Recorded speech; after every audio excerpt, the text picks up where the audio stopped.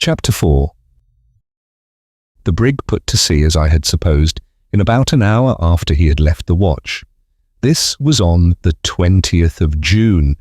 It will be remembered that I had then been in the hold for 3 days, and during this period there was so constant a bustle on board and so much running to and fro, especially in the cabin and staterooms, that he had had no chance of visiting me without the risk of having the secret of the trap discovered. When at length he did come, I had assured him that I was doing as well as possible, and therefore for the 2 next days befelt but little uneasiness on my account, still, however, watching an opportunity of going down. It was not until the 4th day that he found one. Several times during this interval he had made up his mind to let his father know of the adventure and have me come up at once. But we were still within reaching distance of Nantucket, and it was doubtful, from some expressions which had escaped Captain Barnard, whether he would not immediately put back if he discovered me to be on board. Besides, upon thinking the matter over, Augustus, so he told me, could not imagine that I was in immediate want, or that I would hesitate, in such case, to make myself heard at the trap. When, therefore, he considered everything, he concluded to let me stay until he could meet with an opportunity of visiting me unobserved. This, as I said before, did not occur until the 4th day after his bringing me the watch, and the 7th since I had first entered the hold. He then went down without taking with him any water or provisions, intending in the first place merely to call my attention and get me to come from the box to the trap, when he would go up to the stateroom and thence hand me down a supply. When he descended for this purpose, he found that I was asleep, for it seems that I was snoring very loudly. From all the calculations I can make on the subject, this must have been the slumber into which I fell just after my return from the trap with the watch, and which, consequently, must have lasted for more than 3 entire days and nights at the very least. Latterly, I have had reason, both from my own experience and the assurance of others, to be acquainted with the strong soporific effects of the stench arising from old fish oil when closely confined. And when I think of the condition of the hold in which I was imprisoned, and the long period during which the brig had been used as a whaling vessel, I am more inclined to wonder that I awoke at all, after once falling asleep, than that I should have slept uninterruptedly for the period specified above. Augustus called to me at first in a low voice and without closing the trap, but I made him no reply. He then shut the trap and spoke to me in a louder, and finally in a very loud tone. Still, I continued to snore. He was now at a loss what to do. It would take him some time to make his way through the lumber to my box, and in the meanwhile his absence would be noticed by Captain Barnard, who had occasion for his services every minute in arranging and copying papers connected with the business of the voyage. He determined, therefore, upon reflection, to ascend and await another opportunity of visiting me. He was the more easily induced to this resolve, as my slumber appeared to be of the most tranquil nature, and he could not suppose that I had undergone any inconvenience from my incarceration. He had just made up his mind on these points when his attention was arrested by an unusual bustle, the sound of which proceeded apparently from the cabin. He sprang through the trap as quickly as possible, closed it, and threw open the door of his stateroom. No sooner had he put his foot over the threshold than a pistol flashed in his face, and he was knocked down at the same moment by a blow from a handspike. A strong hand held him on the cabin floor with a tight grasp upon his throat. Still, he was able to see what was going on around him. His father was tied hand and foot and lying along the steps of the companionway with his head down and a deep wound in the forehead, from which the blood was flowing in a continued stream. He spoke not a word and was apparently dying. Over him stood the first mate, eyeing him with an expression of fiendish derision, and deliberately searching his pockets, from which he presently drew forth a large wallet and a chronometer. 7 of the crew, among whom was the cook, a negro, were rummaging the staterooms on the larboard for arms, where they soon equipped themselves with muskets and ammunition. Besides Augustus and Captain Barnard, there were 9 men altogether in the cabin, and these among the most ruffianly of the brig's company. The villains now went upon deck, taking my friend with them after having secured his arms behind his back.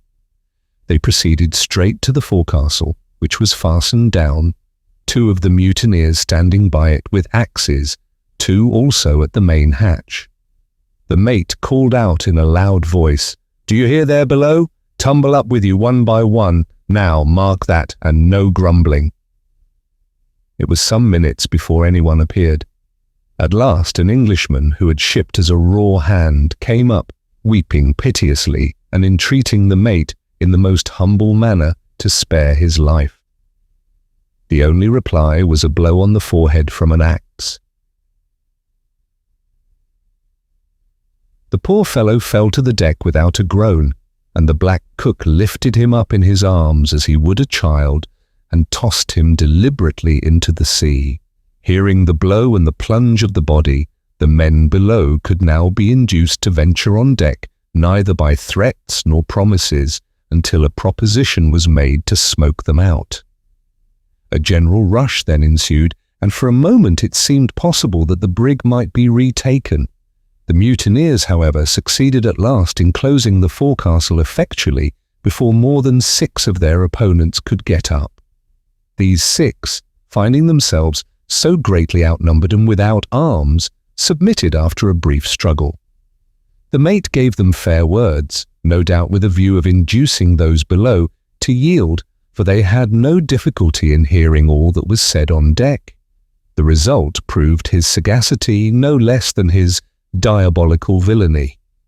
All in the forecastle presently signified their intention of submitting, and ascending one by one, were pinioned and then thrown on their backs, together with the first 6, there being in all, of the crew who were not concerned in the mutiny, 27. A scene of the most horrible butchery ensued. The bound seamen were dragged to the gangway. Here the cook stood, with an axe, striking each victim on the head as he was forced over the side of the vessel by the other mutineers. In this manner, 22 perished, and Augustus had given himself up for lost, expecting every moment his own turn to come next. But it seemed that the villains were now either weary or in some measure disgusted with their bloody labour. For the 4 remaining prisoners, together with my friend who had been thrown on the deck with the rest, were respited while the mate sent below for rum, and the whole murderous party held a drunken carouse which lasted until sunset.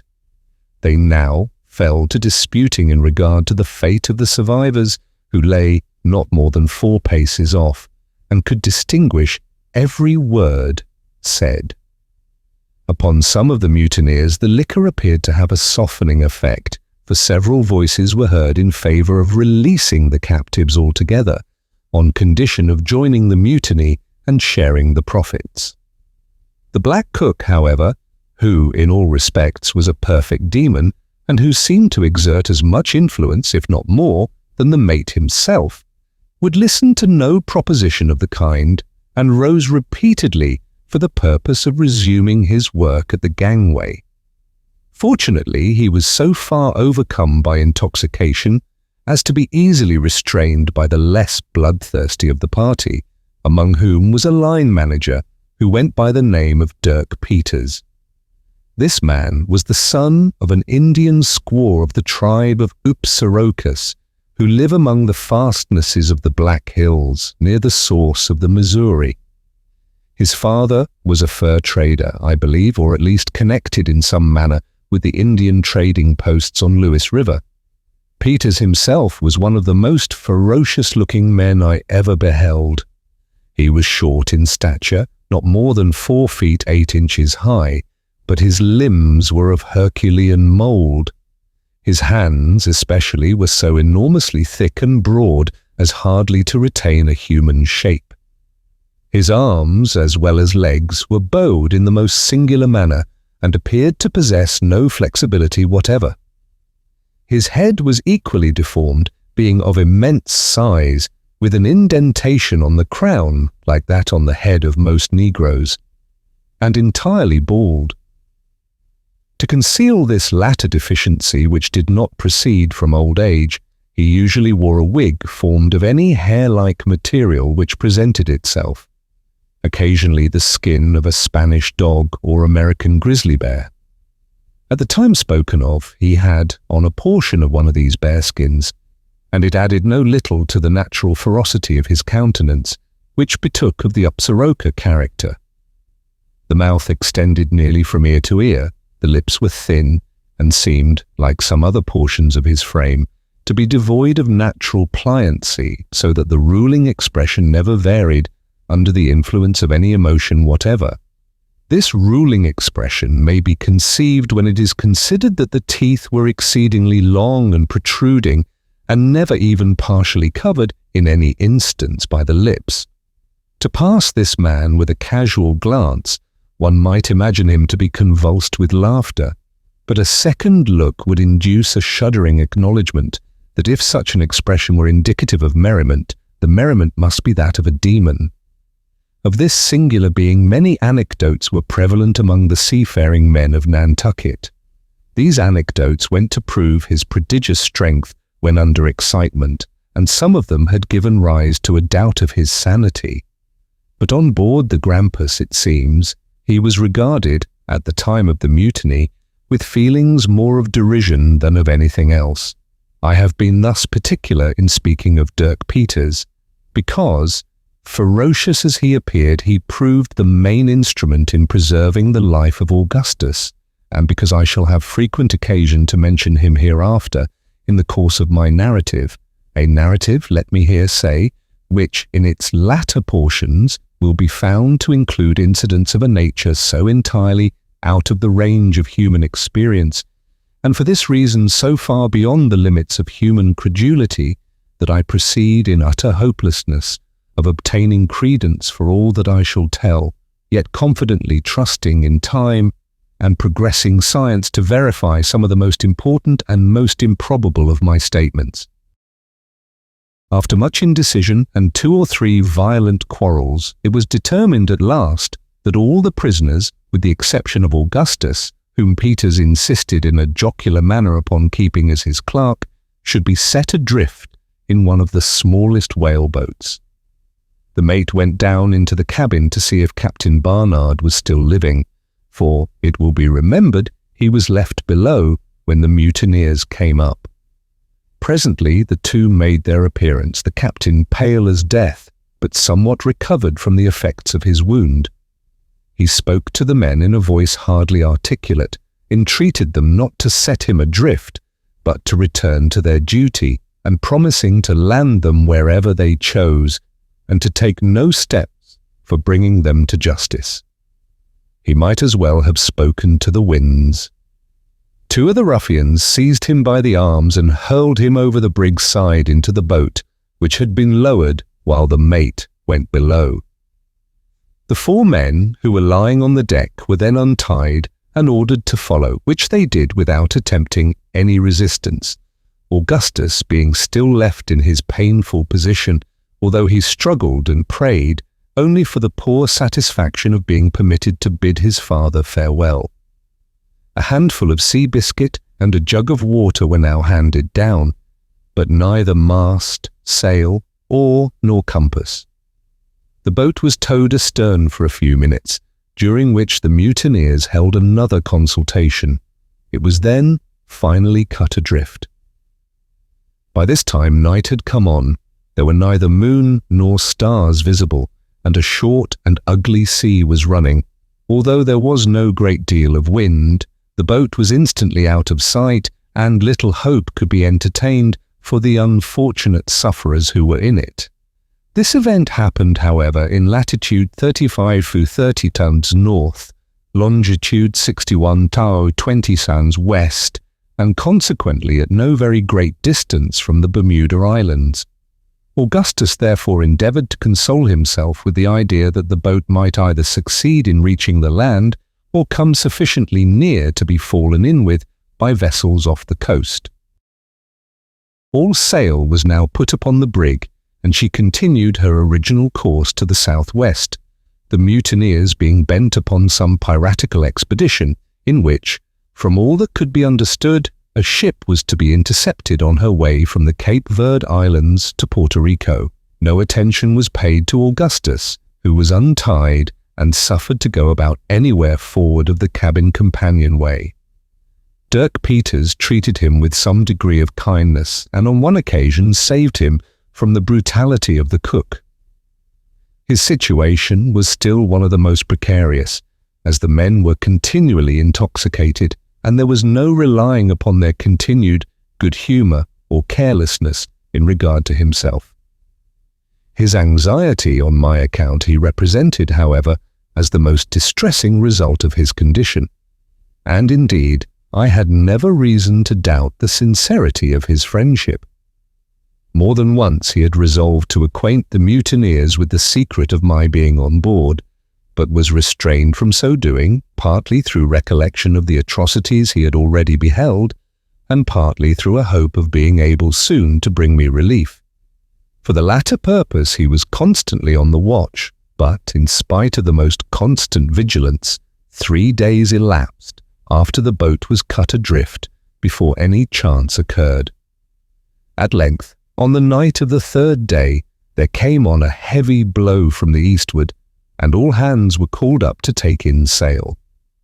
During the confusion which ensued, he made his way below unobserved and into the stateroom. What was his grief and horror in discovering that the latter had been rendered a place of deposit for a variety of sea stores and ship furniture, and that several fathoms of old chain cable, which had been stowed away beneath the companion ladder, had been dragged thence to make room for a chest, and were now lying immediately upon the trap. To remove it without discovery was impossible, and he returned on deck as quickly as he could. As he came up, the mate seized him by the throat, and demanding what he had been doing in the cabin, was about flinging him over the larboard bulwark, when his life was again preserved through the interference of Dirk Peters. Augustus was now put in handcuffs, of which there were several pairs on board, and his feet lashed tightly together.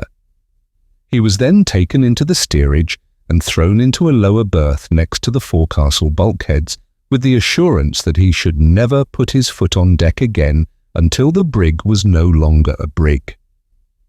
This was the expression of the cook who threw him into the berth. It is hardly possible to say what precise meaning intended by the phrase. The whole affair, however, proved the ultimate means of my relief, as will presently appear. Chapter 5. For some minutes after the cook had left the forecastle, Augustus abandoned himself to despair, never hoping to leave the berth alive. He now came to the resolution of acquainting the first of the men who should come down with my situation, thinking it better to let me take my chance with the mutineers than perish of thirst in the hold, for it had been 10 days since I was first imprisoned, and my jug of water was not a plentiful supply, even for 4. As he was thinking on this subject, the idea came all at once into his head that it might be possible to communicate with me by the way of the main hold. In any other circumstances, the difficulty and hazard of the undertaking would have prevented him from attempting it, but now he had, at all events, little prospect of life, and consequently little to lose. He bent his whole mind, therefore, upon the task. His handcuffs were the first consideration. At first he saw no method of removing them, and feared that he should thus be baffled in the very outset. But upon a closer scrutiny he discovered that the irons could be slipped off and on at pleasure, with very little effort or inconvenience, merely by squeezing his hands through them. This species of manacle being altogether ineffectual in confining young persons, in whom the smaller bones readily yield to pressure. He now untied his feet, and, leaving the cord in such a manner that it could easily be readjusted in the event of any person's coming down, proceeded to examine the bulkhead where it joined the berth. The partition here was of soft pine board, an inch thick, and he saw that he should have little trouble in cutting his way through. A voice was now heard at the forecastle companionway, and he had just time to put his right hand into its handcuff, the left had not been removed, and to draw the rope in a slip knot around his ankle, when Dirk Peters came below, followed by Tiger, who immediately leaped into the berth and lay down. The dog had been brought on board by Augustus, who knew my attachment to the animal, and thought it would give me pleasure to have him with me during the voyage. He went up to our house for him immediately after first taking me into the hold, but did not think of mentioning the circumstance upon his bringing the watch. Since the mutiny, Augustus had not seen him before his appearance with Dirk Peters, and had given him up for lost, supposing him to have been thrown overboard by some of the malignant villains belonging to the mate's gang. It appeared afterward that he had crawled into a hole beneath a whaleboat, from which, not having room to turn round, he could not extricate himself. Peters at last let him out, and, with a species of good feeling which my friend knew well how to appreciate, had now brought him to him in the forecastle as a companion, leaving at the same time some salt junk and potatoes. With a can of water, he then went on deck, promising to come down with something more to eat on the next day.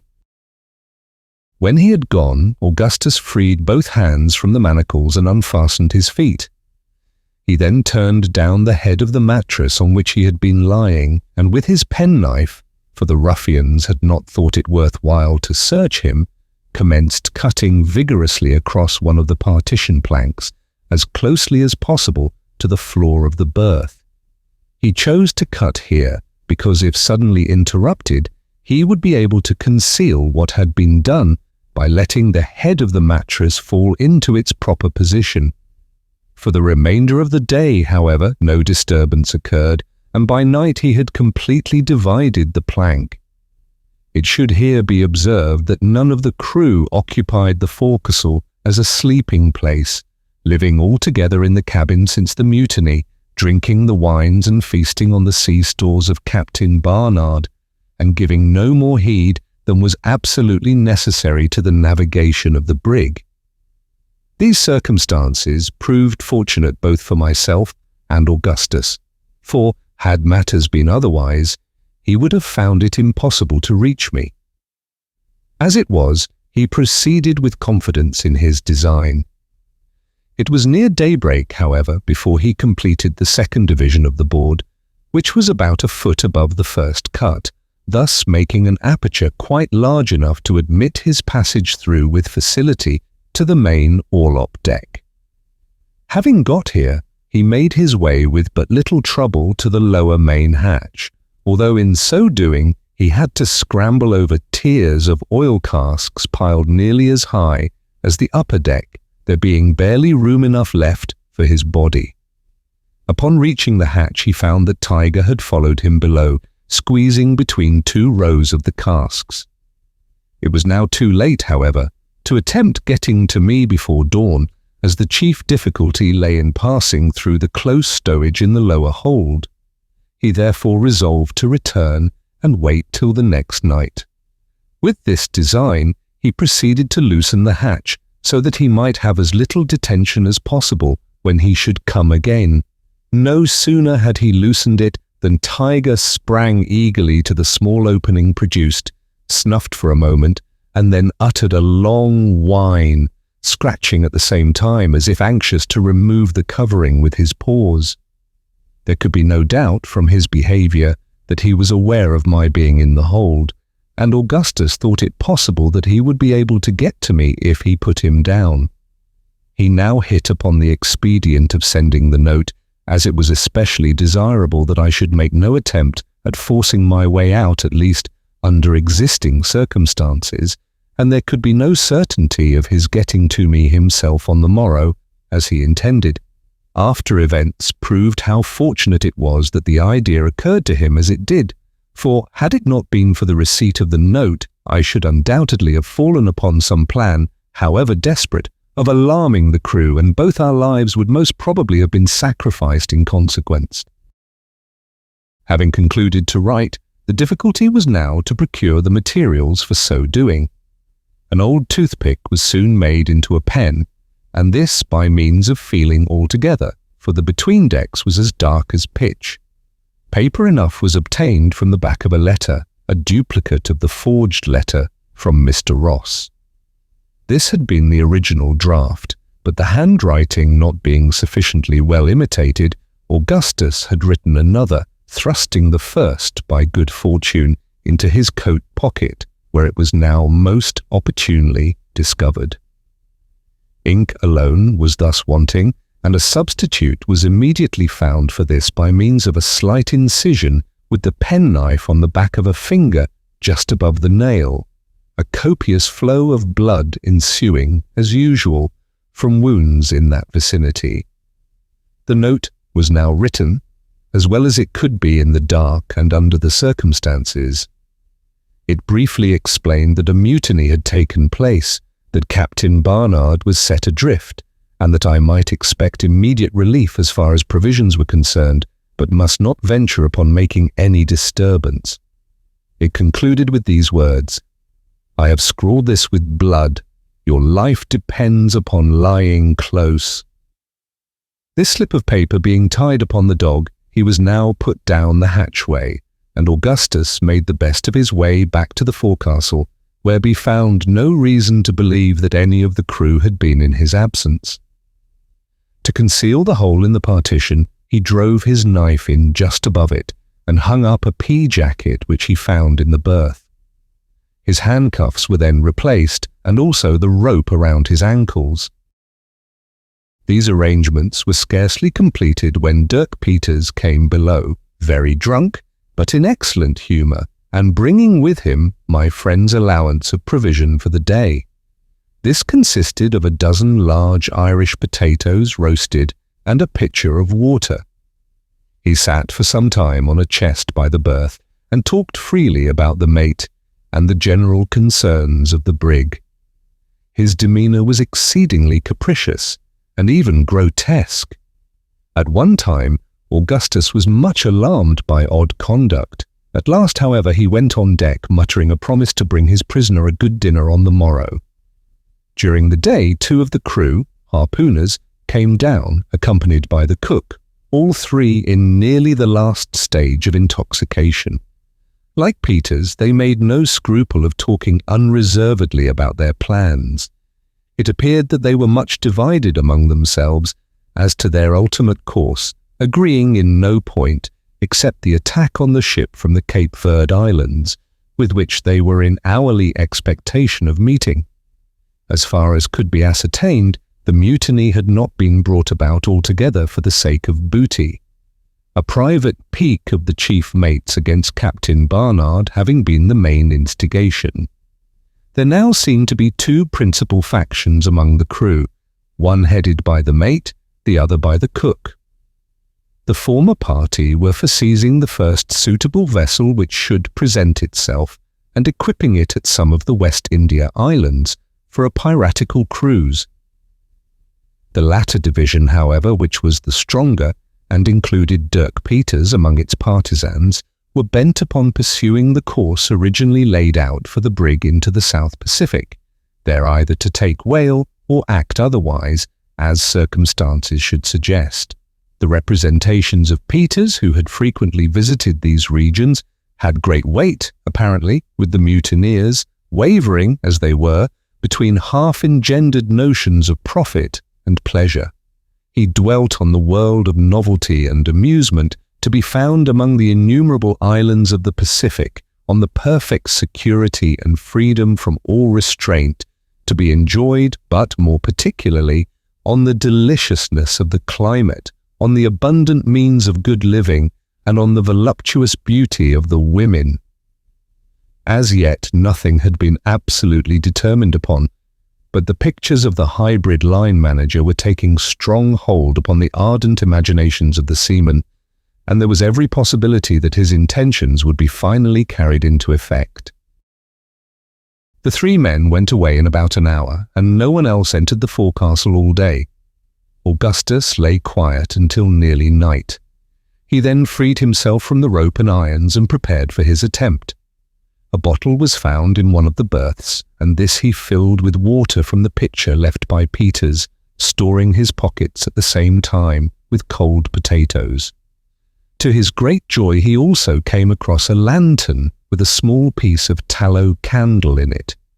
This he could light at any moment, as he had in his possession a box of phosphorus matches. When it was quite dark, he got through the hole in the bulkhead, having taken the precaution to arrange the bedclothes in the berth so as to convey the idea of a person covered up. When through, he hung up the pea-jacket on his knife, as before, to conceal the aperture, this manoeuvre being easily effected as he did not readjust the piece of plank taken out until afterward. He was now on the main orlop deck and proceeded to make his way, as before, between the upper deck and the oil casks to the main hatchway. Having reached this, he lit the piece of candle and descended, groping with extreme difficulty among the compact stowage of the hold. In a few moments, he became alarmed at the insufferable stench and the closeness of the atmosphere. He could not think it possible that I had survived my confinement for so long a period, breathing so oppressive an air.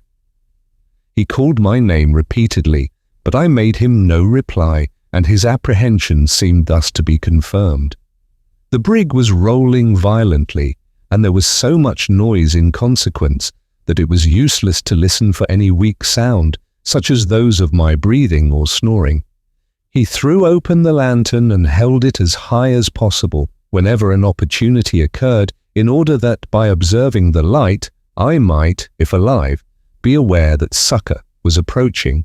Still nothing was heard from me, and the supposition of my death began to assume the character of certainty. He determined, nevertheless, to force a passage, if possible, to the box, and at least ascertain beyond a doubt the truth of his surmises. He pushed on for some time in a most pitiable state of anxiety, until, at length, he found the pathway utterly blocked up, and that there was no possibility of making any farther way by the course in which he had set out. Overcome now by his feelings, he threw himself among the lumber in despair, and wept like a child. It was at this period that he heard the crash occasioned by the bottle which I had thrown down. Fortunate indeed was it that the incident occurred, for, upon this incident, trivial as it appears, the thread of my destiny depended. Many years elapsed, however, before I was aware of this fact. A natural shame and regret for his weakness and indecision prevented Augustus from confiding to me at once what a more intimate and unreserved communion afterward induced him to reveal. Upon finding his further progress in the hold impeded by obstacles which he could not overcome, he had resolved to abandon his attempt at reaching me and return at once to the forecastle. Before condemning him entirely on this head, the harassing circumstances which embarrassed him should be taken into consideration. The night was fast wearing away, and his absence from the forecastle might be discovered, and indeed would necessarily be so if he should fail to get back to the berth by daybreak. His candle was expiring in the socket, and there would be the greatest difficulty in retracing his way to the hatchway in the dark. It must be allowed, too, that he had every good reason to believe me dead, in which event no benefit could result to me from his reaching the box, and a world of danger would be encountered to no purpose by himself. He had repeatedly called, and I had made him no answer. I had been now 11 days and nights with no more water than that contained in the jug which he had left with me, a supply which it was not at all probable I had boarded in the beginning of my confinement, as I had, every cause to expect a speedy release. The atmosphere of the hold, too, must have appeared to him, coming from the comparatively open air of the steerage, of a nature absolutely poisonous, and by far more intolerable than it had seemed to me upon my first taking up my quarters in the box. The hatchways at that time having been constantly open for many months previous. Add to these considerations that of the scene of bloodshed and terror so lately witnessed by my friend. His confinement, privations, and narrow escapes from death, together with the frail and equivocal tenure by which he still existed, circumstances all so well calculated to prostrate every energy of mind, and the reader will be easily brought, as I have been, to regard his apparent falling off in friendship and in faith with sentiments rather of sorrow than of anger. The crash of the bottle was distinctly heard, yet Augustus was not sure that it proceeded from the hold. The doubt, however, was sufficient inducement to persevere. He clambered up nearly to the orlop deck by means of the stowage, and then, watching for a lull in the pitchings of the vessel, he called out to me in as loud a tone as he could command, regardless, for the moment, of being overheard by the crew. It will be remembered that on this occasion the voice reached me, but I was so entirely overcome by violent agitation as to be incapable of reply.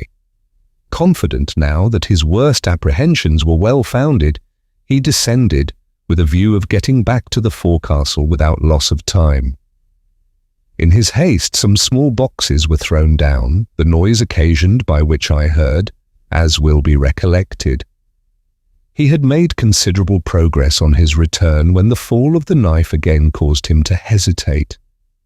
He retraced his steps immediately and, clambering up the stowage a second time, called out my name, loudly as before, having watched for a lull. This time I found voice to answer. Overjoyed at discovering me to be still alive, he now resolved to brave every difficulty and danger in reaching me. Having extricated himself as quickly as possible from the labyrinth of lumber by which he was hemmed in, he at length struck into an opening which promised better, and finally, after a series of struggles, arrived at the box in a state of utter exhaustion. Chapter 6. The leading particulars of this narration were all that Augustus communicated to me while we remained near the box. It was not until afterward that he entered fully into all the details. He was apprehensive of being missed, and I was wild with impatience to leave my detested place of confinement. We resolved to make our way at once to the hole in the bulkhead, near which I was to remain for the present, while he went through to reconnoitre. To leave Tiger in the box was what neither of us could endure to think of, yet how to act otherwise was the question. He now seemed to be perfectly quiet, and we could not even distinguish the sound of his breathing upon applying our ears closely to the box. I was convinced that he was dead, and determined to open the door.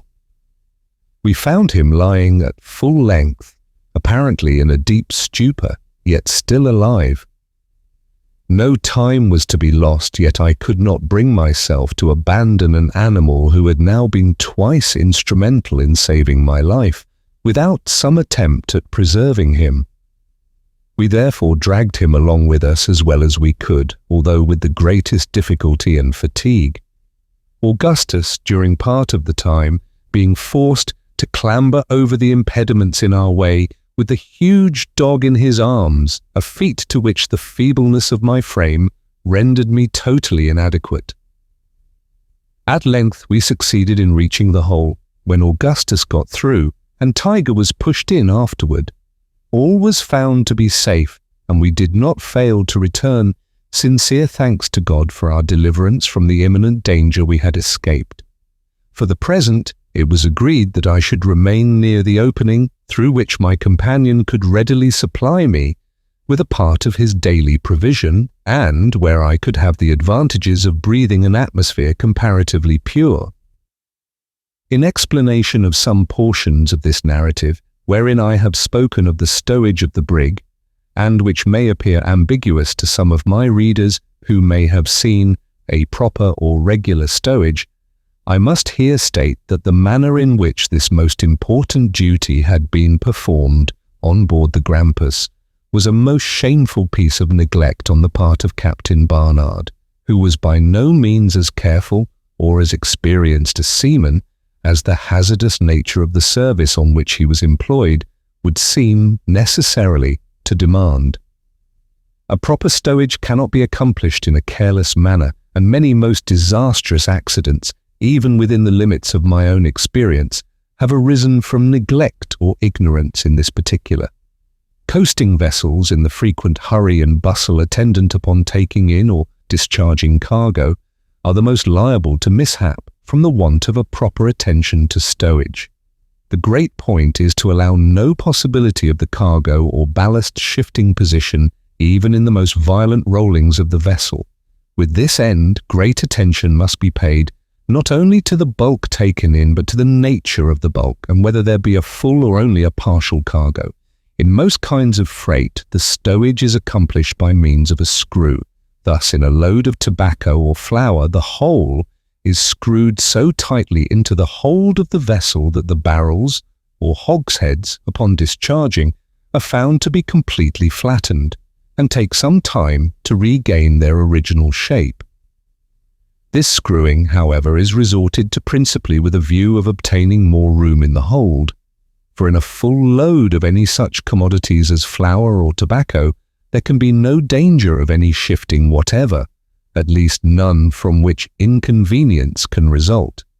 There have been instances, indeed, where this method of screwing has resulted in the most lamentable consequences arising from a cause altogether distinct from the danger attendant upon a shifting of cargo. A load of cotton, for example, tightly screwed while in certain conditions, has been known, through the expansion of its bulk, to rend a vessel asunder at sea. There can be no doubt either that the same result would ensue in the case of tobacco while undergoing its usual course of fermentation, were it not for the interstices consequent upon the rotundity of the hogsheads. It is when a partial cargo is received that danger is chiefly to be apprehended from shifting, and that precautions should be always taken to guard against such misfortune. Only those who have encountered a violent gale of wind, or rather, who have experienced the rolling of a vessel in a sudden calm after the gale, can form an idea of the tremendous force of the plunges and of the consequent terrible impetus given to all loose articles in the vessel. It is then that the necessity of a cautious stowage, when there is a partial cargo, becomes obvious. When lying to, especially with a small bead sail, a vessel which is not properly modelled in the bows is frequently thrown upon her beam ends. This occurring even every 15 or 20 minutes upon an average, yet without any serious consequences resulting, provided there be a proper stowage. If this, however, has not been strictly attended to, in the first of these heavy lurches the whole of the cargo tumbles over to the side of the vessel which lies upon the water, and, being thus prevented from regaining her equilibrium, as she would otherwise necessarily do, she is certain to fill in a few seconds and go down. It is not too much to say that at least 1/2 of the instances in which vessels have foundered in heavy gales at sea may be attributed to a shifting of cargo or of ballast. When a partial cargo of any kind is taken on board, the whole, after being first stowed as compactly as may be, should be covered with a layer of stout shifting boards extending completely across the vessel. Upon these boards, strong temporary stanchions should be erected, reaching to the timbers above, and thus securing everything in its place. In cargoes consisting of grain or any similar matter, additional precautions are requisite. A hold filled entirely with grain upon leaving port will be found not more than 3/4 full upon reaching its destination. This too, although the freight, when measured bushel by the consignee, will overrun by a vast deal, on account of the swelling of the grain, the quantity consigned. This result is occasioned by settling during the voyage, and is the more perceptible in proportion to the roughness of the weather experienced. If grain loosely thrown in a vessel then is ever so well secured by shifting boards and stanchions, it will be liable to shift in a long passage so greatly as to bring about the most distressing calamities. To prevent these, every method should be employed before leaving port to settle the cargo as much as possible. And for this there are many contrivances, among which may be mentioned the driving of wedges into the grain. Even after all this is done, and unusual pains taken to secure the shifting boards, no seaman who knows what he is about will feel altogether secure in a gale of any violence with a cargo of grain on board, and least of all with a partial cargo. Yet there are hundreds of our coasting vessels, and, it is likely, many more from the ports of Europe, which sail daily with partial cargoes, even of the most dangerous species, and without any precaution whatever. The wonder is that no more accidents occur than do actually happen. A lamentable instance of this heedlessness occurred to my knowledge in the case of Captain Joel Rice of the schooner Firefly, which sailed from Richmond, Virginia to Madeira with a cargo of corn in the year 1825. The captain had gone many voyages without serious accident, although he was in the habit of paying no attention whatever to his stowage, more than to secure it in the ordinary manner. He had never before sailed with a cargo of grain, and on this occasion had the corn thrown on board loosely, when it did not much more than half fill the vessel.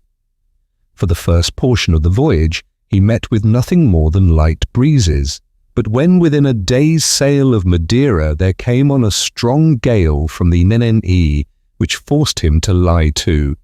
He brought the schooner to the wind under a double-reefed foresail alone, when she rode as well as any vessel could be expected to do, and shipped not a drop of water. Toward night the gale somewhat abated, and she rolled with more unsteadiness than before, but still did very well, until a heavy lurch threw her upon her beam ends to starboard. The corn was then heard to shift bodily, the force of the movement bursting open the main hatchway. The vessel went down like a shot.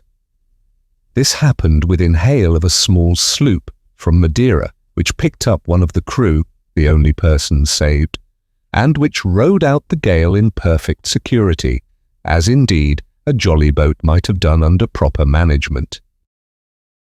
The stowage on board the Grampus was most clumsily done, if stowage that could be called, which was little better than a promiscuous huddling together of oil casks, and ship furniture.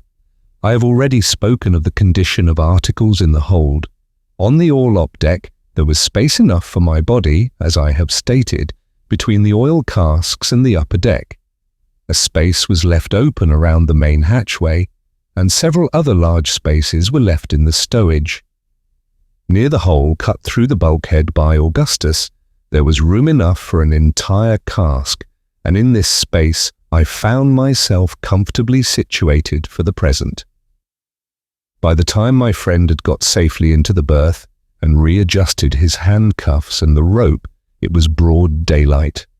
We had made a narrow escape indeed, for scarcely had he arranged all matters when the mate came below with Dirk Peters and the cook. They talked for some time about the vessel from the Cape Verds, and seemed to be excessively anxious for her appearance. At length the cook came to the berth in which Augustus was lying, and seated himself in it near the head. I could see and hear everything from my hiding place, for the piece cut out had not been put back, and I was in momentary expectation that the negro would fall against the pea-jacket, which was hung up to conceal the aperture, in which case all would have been discovered, and our lives would no doubt have been instantly sacrificed. Our good fortune prevailed, however, and although he frequently touched it as the vessel rolled, he never pressed against it sufficiently to bring about a discovery. The bottom of the jacket had been carefully fastened to the bulkhead, so that the whole might not be seen by its swinging to one side. All this time, Tiger was lying in the foot of the berth and appeared to have recovered in some measure his faculties, for I could see him occasionally open his eyes and draw a long breath. After a few minutes, the mate and cook went above, leaving Dirk Peters behind, who, as soon as they were gone, came and sat himself down in the place just occupied by the mate. He began to talk very sociably with Augustus, and we could now see that the greater part of his apparent intoxication, while the two others were with him, was a feint. He answered all my companion's questions with perfect freedom, told him that he had no doubt of his father's having been picked up, as there were no less than 5 sail in sight just before sundown on the day he was cut adrift, and used other language of a consolatory nature, which occasioned me no less surprise than pleasure. Indeed, I began to entertain hopes that through the instrumentality of Peters we might be finally enabled to regain possession of the brig, and this idea I mentioned to Augustus as soon as I found an opportunity. He thought the matter possible, but urged the necessity of the greatest caution in making the attempt, as the conduct of the hybrid appeared to be instigated by the most arbitrary caprice alone, and, indeed, it was difficult to say if he was at any moment of sound mind. Peters went upon deck in about an hour, and did not return again until noon, when he brought Augustus a plentiful supply of junk beef and pudding. Of this, when we were left alone, I partook heartily, without returning through the hole. No one else came down into the forecastle during the day, and at night I got into Augustus's berth, where I slept soundly and sweetly until nearly daybreak, when he awakened me upon hearing a stir upon deck, and I regained my hiding place as quickly as possible.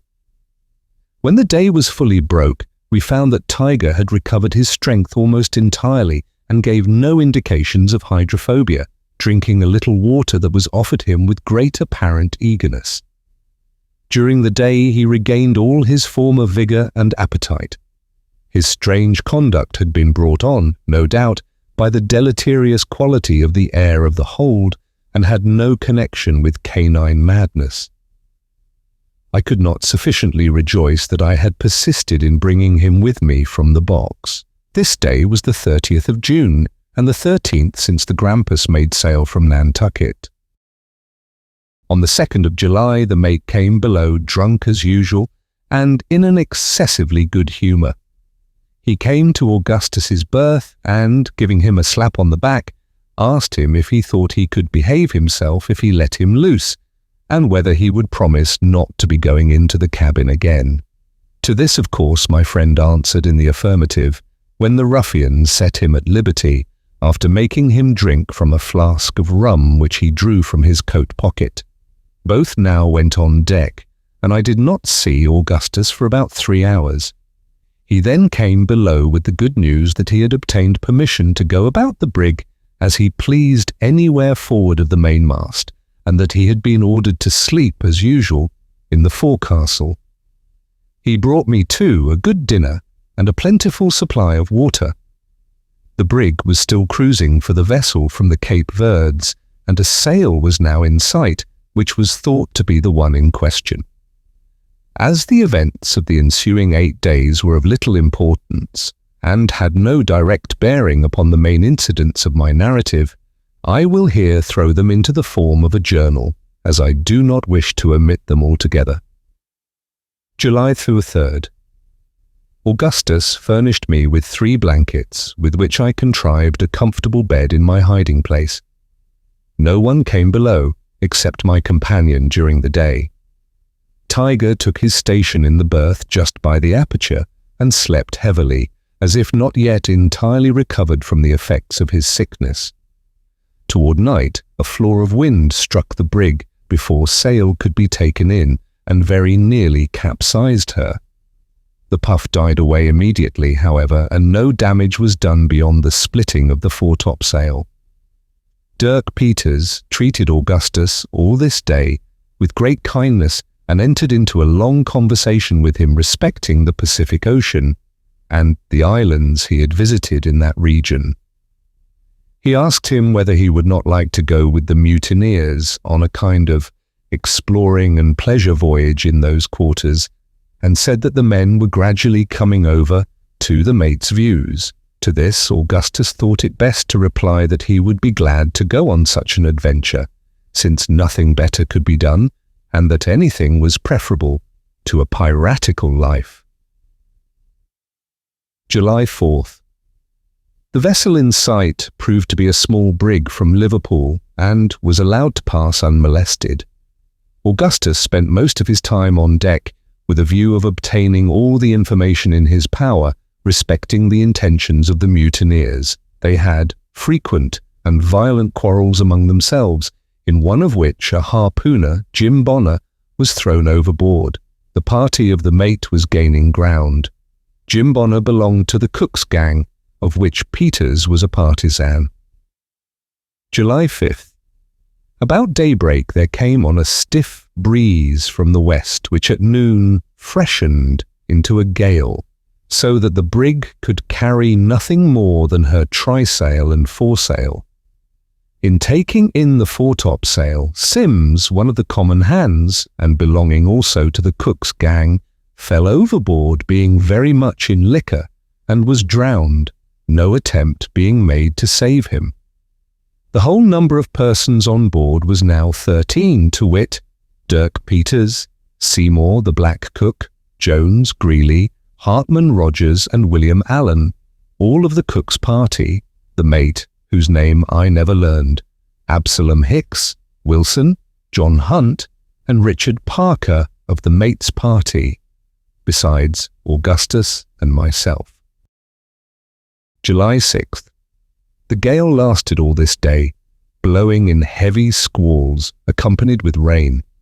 The brig took in a good deal of water through her seams, and one of the pumps was kept continually going, Augustus being forced to take his turn. Just at twilight a large ship passed close by us, without having been discovered until within hail. The ship was supposed to be the one for which the mutineers were on the lookout. The mate hailed her, but the reply was drowned in the roaring of the gale. At 11, a sea was shipped amidships, which tore away a great portion of the larboard bulwarks and did some other slight damage. Toward morning the weather moderated, and at sunrise there was very little wind. July the 7th. There was a heavy swell running all this day, during which the brig, being light, rolled excessively, and many articles broke loose in the hold, as I could hear distinctly from my hiding place. I suffered a great deal from seasickness. Peters had a long conversation this day with Augustus, and told him that 2 of his gang, Greeley and Allen, had gone over to the mate and were resolved to turn pirates. He put several questions to Augustus, which he did not then exactly understand.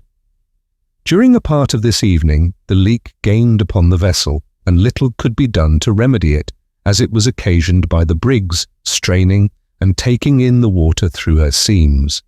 A sail was thrummed and got under the bows, which aided us in some measure, so that we began to gain upon the leak.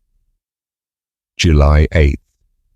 A light breeze sprang up at sunrise from the eastward, when the mate headed the brig to the southwest, with the intention of making some of the West India Islands in pursuance of his piratical designs. No opposition was made by Peters or the cook, at least none in the hearing of Augustus. All idea of taking the vessel from the Cape Verds was abandoned. The leak was now easily kept under by one pump, going every 3/4 of an hour. The sail was drawn from beneath the bows. Spoke 2 small schooners during the day. July 9th. Fine weather. All hands employed in repairing bulwarks. Peters had again a long conversation with Augustus, and spoke more plainly than he had done heretofore.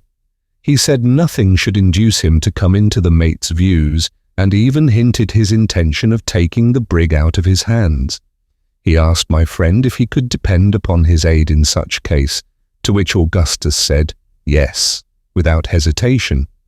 Peters then said he would sound the others of his party upon the subject, and went away. During the remainder of the day, Augustus had no opportunity of speaking with him privately. Chapter 7. July 10th. Spoke a brig from Rio, bound to Norfolk. Weather hazy with a light, baffling wind from the eastward. Today Hartman Rogers died, having been attacked on the 8th with spasms after drinking a glass of grog. This man was of the cook's party, and one upon whom Peters placed his main reliance. He told Augustus that he believed the mate had poisoned him, and that he expected, if he did not be on the lookout, his own turn would come shortly. There were now only himself, Jones, and the cook belonging to his own gang.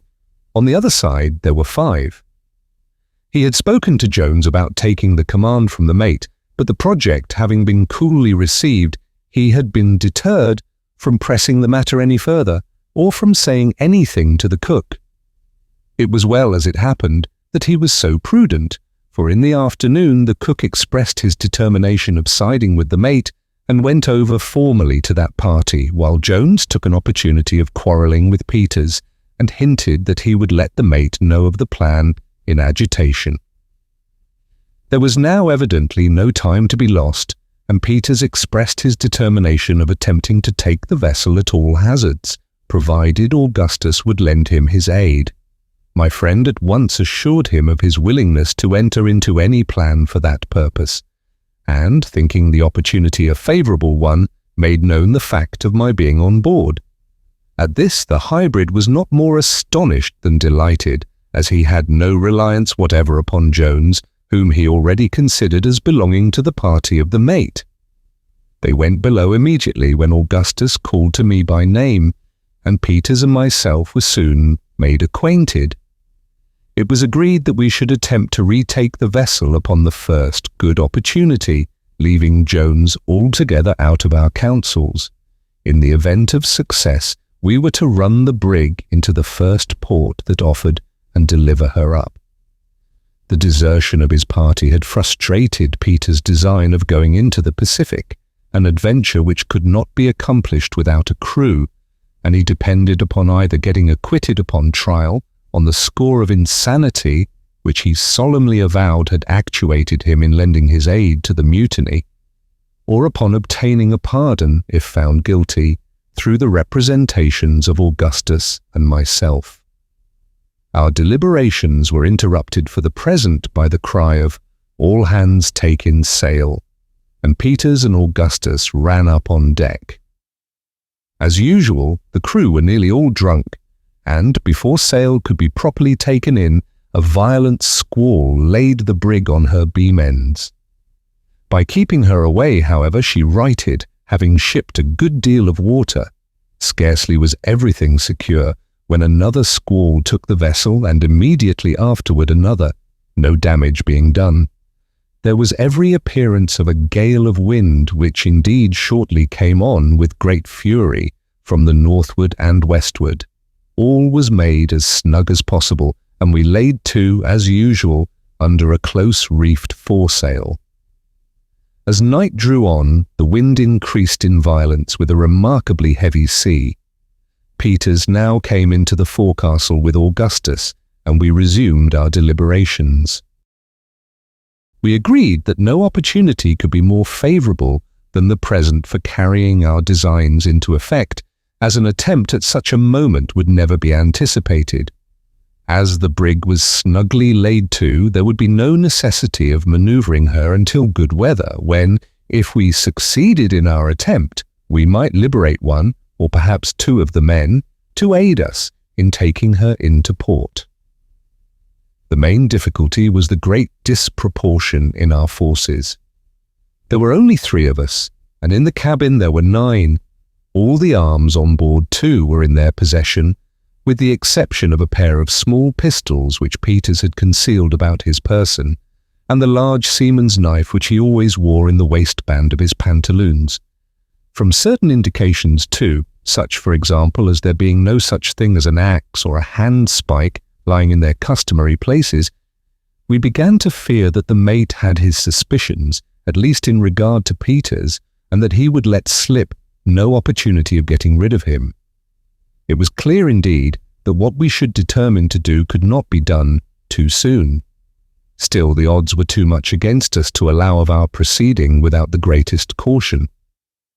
Peters proposed that he should go up on deck and enter into conversation with the watch, Allan, when he would be able to throw him into the sea without trouble and without making any disturbance by seizing a good opportunity, that Augustus and myself should then come up and endeavour to provide ourselves with some kind of weapons from the deck, and that we should then make a rush together and secure the companionway before any opposition could be offered. I objected to this, because I could not believe that the mate, who was a cunning fellow in all matters which did not affect his superstitious prejudices, would suffer himself to be so easily entrapped. The very fact of there being a watch on deck at all was sufficient proof that he was upon the alert, it not being usual except in vessels where discipline is most rigidly enforced to station a watch on deck when a vessel is lying to in a gale of wind. As I address myself principally, if not altogether, to persons who have never been to sea, it may be as well to state the exact condition of a vessel under such circumstances. Lying to, or in sea parlance, or laying to, is a measure resorted to for various purposes and effected in various manners. In moderate weather it is frequently done with a view of merely bringing the vessel to a standstill to wait for another vessel or any similar object. If the vessel which lies to is under full sail, the manoeuvre is usually accomplished by throwing round some portion of her sails so as to let the wind take them aback when she becomes stationary. But we are now speaking of lying to in a gale of wind.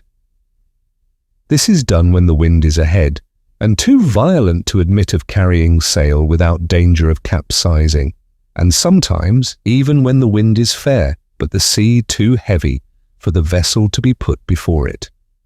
If a vessel be suffered to scud before the wind in a very heavy sea, much damage is usually done her by the shipping of water over her stern, and sometimes by the violent plunges she makes forward.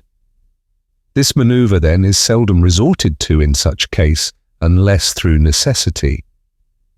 When the vessel is in a leaky condition, she is often put before the wind even in the heaviest seas, for when lying to, her seams are sure to be greatly opened by her violent straining, and it is not so much the case when scudding. Often, too, it becomes necessary to scud a vessel, either when the blast is so exceedingly furious as to tear in pieces the sail which is employed with a view of bringing her head to the wind, or when, through the false modelling of the frame or other causes, this main object cannot be effected. Vessels in a gale of wind are laid to in different manners, according to their peculiar construction. Some lie to best under a foresail, and this, I believe, is the sail most usually employed. Large square-rigged vessels have sails for the express purpose called storm staysails. But the jib is occasionally employed by itself. Sometimes the jib and foresail, or a double-reefed foresail, and not unfrequently the aftersails, are made use of.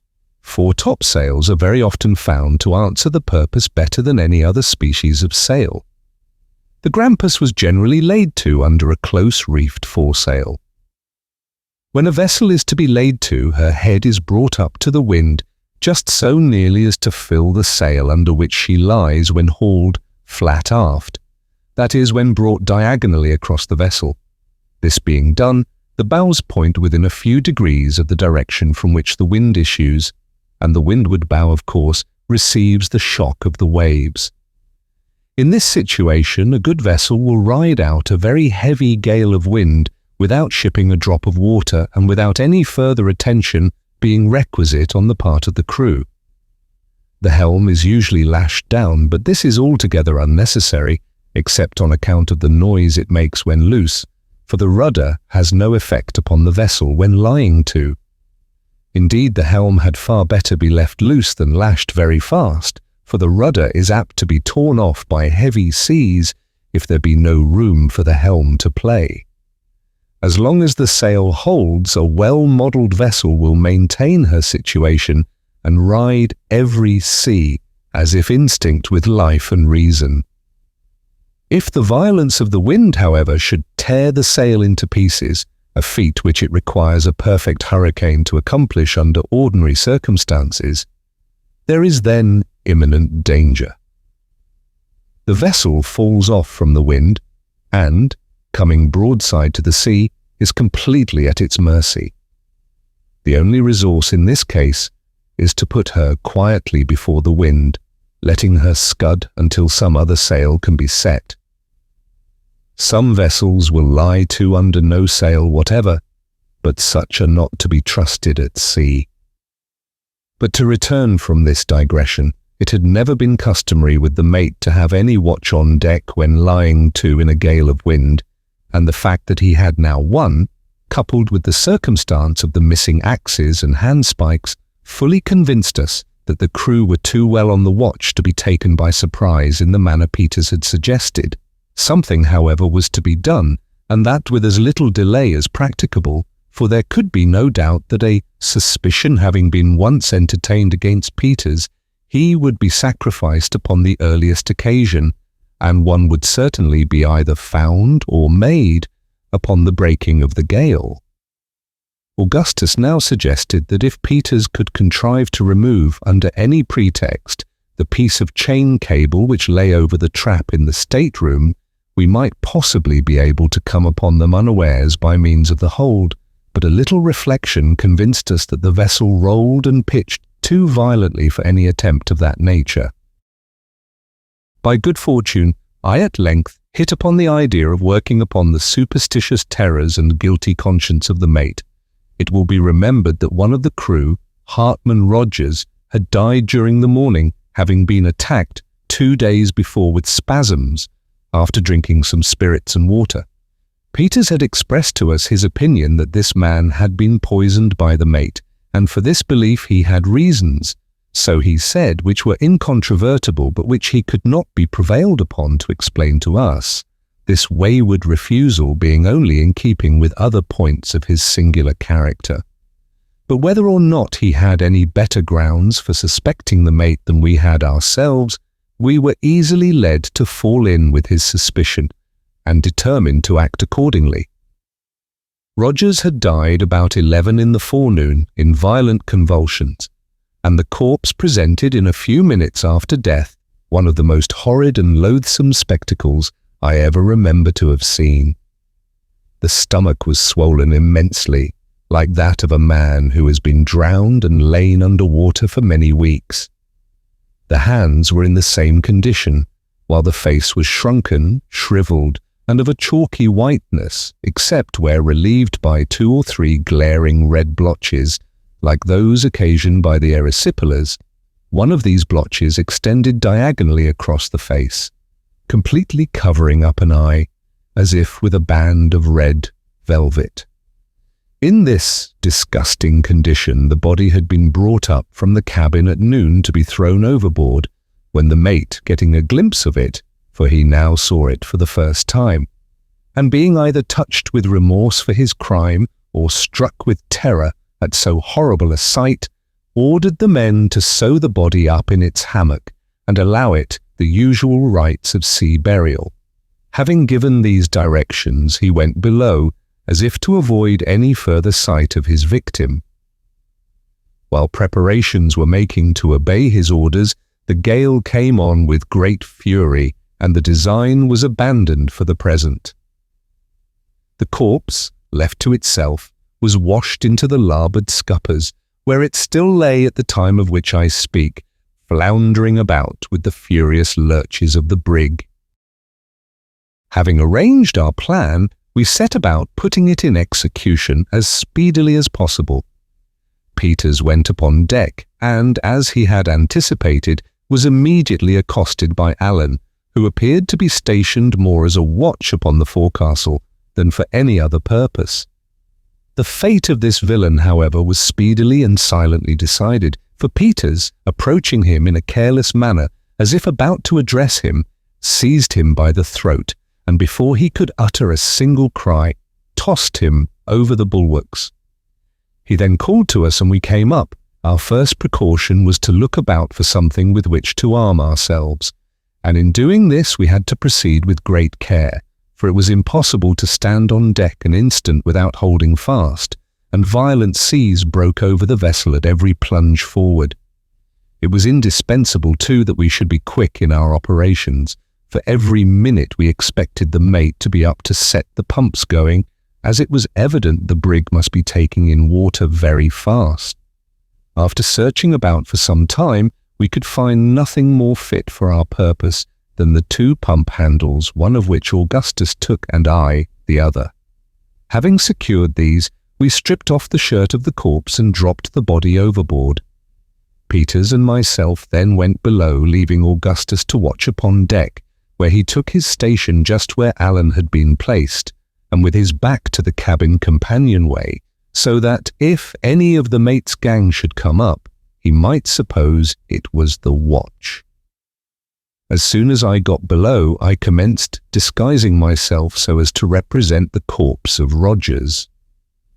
The shirt which we had taken from the body aided us very much, for it was of singular form and character, and easily recognizable, a kind of smock, which the deceased wore over his other clothing.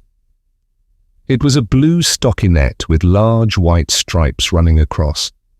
Having put this on, I proceeded to equip myself with a false stomach, in imitation of the horrible deformity of the swollen corpse.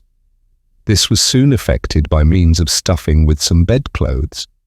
I then gave the same appearance to my hands by drawing on a pair of white woolen mittens and filling them in with any kind of rags that offered themselves. Peters then arranged my face, first rubbing it well over with white chalk and afterward blotching it with blood which he took from a cut in his finger. The streak across the eye was not forgotten and presented a most shocking appearance. Chapter 8. As I viewed myself in a fragment of looking-glass which hung up in the cabin, and by the dim light of a kind of battle lantern, I was so impressed with a sense of vague awe at my appearance, and at the recollection of the terrific reality which I was thus representing, that I was seized with a violent tremor and could scarcely summon resolution to go on with my part. It was necessary, however, to act with decision, and Peters and myself went upon deck. We there found everything safe, and, keeping close to the bulwarks, the 3 of us crept to the cabin companionway. It was only partially closed, precautions having been taken to prevent its being suddenly pushed to from without by means of placing billets of wood on the upper step so as to interfere with the shutting. We found no difficulty in getting a full view of the interior of the cabin through the cracks where the hinges were placed. It now proved to have been very fortunate for us that we had not attempted to take them by surprise, for they were evidently on the alert. Only one was asleep, and he lying just at the foot of the companion ladder with a musket by his side.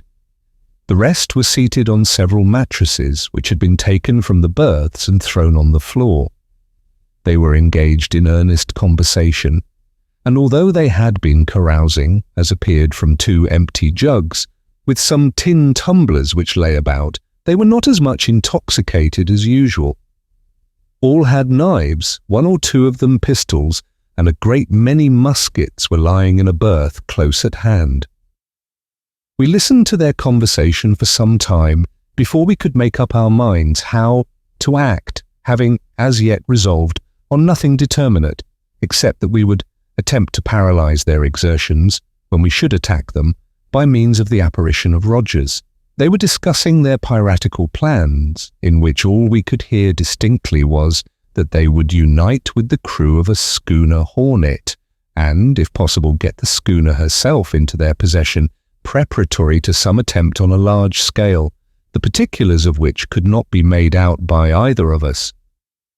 One of the men spoke of Peters, when the mate replied to him in a low voice which could not be distinguished, and afterward added more loudly that, He could not understand his being so much forward with the captain's brat in the forecastle, and he thought the sooner both of them were overboard, the better. To this no answer was made, but we could easily perceive that the hint was well received by the whole party, and more particularly by Jones. At this period I was excessively agitated, the more so as I could see that neither Augustus nor Peters could determine how to act. I made up my mind, however, to sell my life as dearly as possible, and not to suffer myself to be overcome by any feelings of trepidation. The tremendous noise made by the roaring of the wind in the rigging and the washing of the sea over the deck prevented us from hearing what was said, except during momentary lulls. In one of these, we all distinctly heard the mate tell one of the men to go forward and order the Deutsche lubbers to come into the cabin, where he could have an eye upon them, for he wanted no such secret doings on board the brig. It was well for us that the pitching of the vessel at this moment was so violent as to prevent this order from being carried into instant execution. The cook got up from his mattress to go for us, when a tremendous lurch, which I thought would carry away the masts, threw him headlong against one of the larboard stateroom doors, bursting it open and creating a good deal of other confusion. Luckily, neither of our party was thrown from his position, and we had time to make a precipitate retreat to the forecastle and arrange a hurried plan of action before the messenger made his appearance, or rather, before he put his head out of the companion hatch, for he did not come on deck. From this station he could not notice the absence of Allan, and he accordingly bawled out, as if to him, repeating the orders of the mate. Peters cried out, "Aye, aye," in a disguised voice, and the cook immediately went below, without entertaining a suspicion that all was not right. My two companions now proceeded boldly aft and down into the cabin, Peters closing the door after him in the same manner he had found it. The mate received them with feigned cordiality, and told Augustus that, since he had behaved himself so well of late, he might take up his quarters in the cabin and be one of them for the future. He then poured him out a tumbler half full of rum and made him drink it. All this I saw and heard, for I followed my friends to the cabin as soon as the door was shut, and took up my old point of observation. I had brought with me the two pump handles, one of which I secured near the companionway to be ready for use when required. I now steadied myself as well as possible so as to have a good view of all that was passing within, and endeavoured to nerve myself to the task of descending among the mutineers when Peters should make a signal to me, as agreed upon. Presently he contrived to turn the conversation upon the bloody deeds of the mutiny, and by degrees led the men to talk of the 1,000 superstitions which are so universally current among seamen. I could not make out all that was said, but I could plainly see the effects of the conversation in the countenances of those present. The mate was evidently much agitated, and presently, when someone mentioned the terrific appearance of Roger's corpse, I thought he was upon the point of swooning. Peters now asked him if he did not think it would be better to have the body thrown overboard at once, as it was too horrible a sight to see it floundering about in the scuppers. At this the villain absolutely gasped for breath, and turned his head slowly round upon his companions, as if imploring someone to go up and perform the task. No one, however, stirred, and it was quite evident that the whole party were wound up to the highest pitch of nervous excitement. Peters now made me the signal. I immediately threw open the door of the companionway, and, descending without uttering a syllable, stood erect in the midst of the party. The intense effect produced by this sudden apparition is not at all to be wondered at when the various circumstances are taken into consideration. Usually, in cases of a similar nature, there is left in the mind of the spectator some glimmering of doubt as to the reality of the vision before his eyes. A degree of hope, however feeble, that he is the victim of chicanery and that the apparition is not actually a visitant from the old world of shadows. It is not too much to say that such remnants of doubt have been at the bottom of almost every such visitation, and that the appalling horror which has sometimes been brought about is to be attributed, even in the cases most in point, and where most suffering has been experienced, more to a kind of anticipative horror, lest the apparition might possibly be real, than to an unwavering belief in its reality. But in the present instance it will be seen immediately that in the minds of the mutineers there was not even the shadow of a basis upon which to rest a doubt that the apparition of Rogers was indeed a revivification of his disgusting corpse, or at least its spiritual image. The isolated situation of the brig, with its entire inaccessibility on account of the gale, confined the apparently possible means of deception within such narrow and definite limits that they must have thought themselves enabled to survey them all at a glance. They had now been at sea 24 days, without holding more than a speaking communication with any vessel whatever. The whole of the crew, too, at least all whom they had the most remote reason for suspecting to be on board, were assembled in the cabin, with the exception of Allan, the watch. And his gigantic stature, he was 6 feet 6 inches high, was too familiar in their eyes to permit the notion that he was the apparition before them to enter their minds, even for an instant.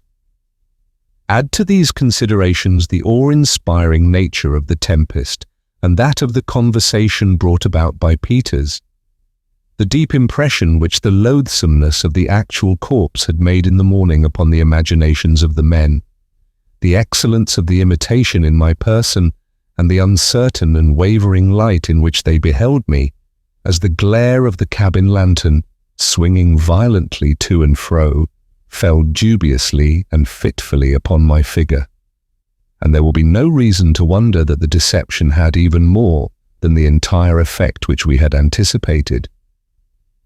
The mate sprang up from the mattress on which he was lying, and, without uttering a syllable, fell back, stone dead, upon the cabin floor, and was hurled to the leeward like a log by a heavy roll of the brig.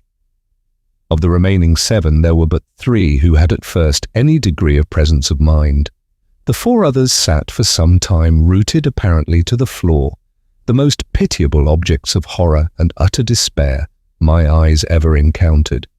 The only opposition we experienced at all was from the cook, John Hunt, and Richard Parker, but they made but a feeble and irresolute defence.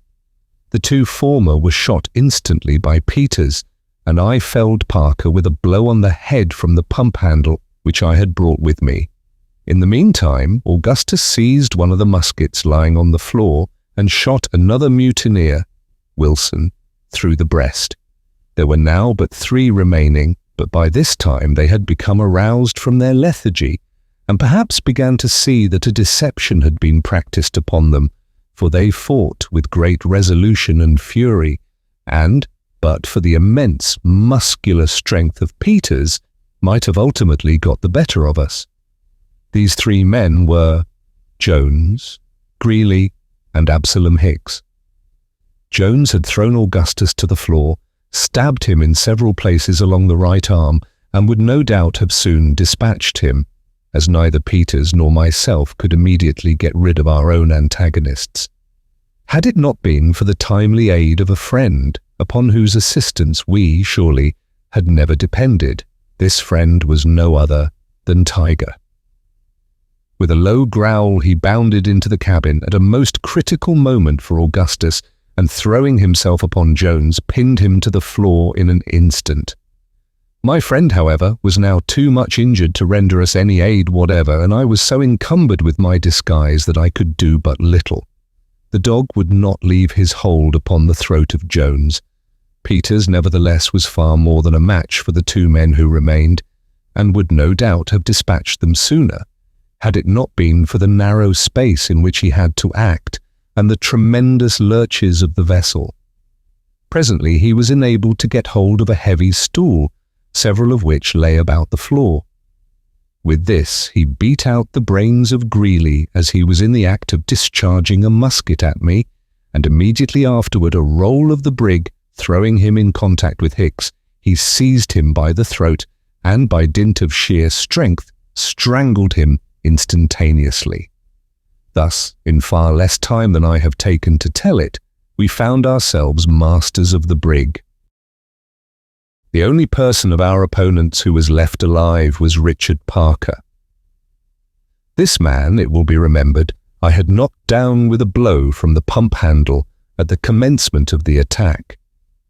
He now lay motionless by the door of the shattered stateroom, but upon Peter's touching him with his foot, he spoke and entreated for mercy. His head was only slightly cut, and otherwise he had received no injury, having been merely stunned by the blow. He now got up, and, for the present, we secured his hands behind his back. The dog was still growling over Jones, but, upon examination, we found him completely dead, the blood issuing in a stream from a deep wound in the throat, inflicted, no doubt, by the sharp teeth of the animal. It was now about 1 o'clock in the morning, and the wind was still blowing tremendously. The brig evidently laboured much more than usual, and it became absolutely necessary that something should be done with a view of easing her in some measure.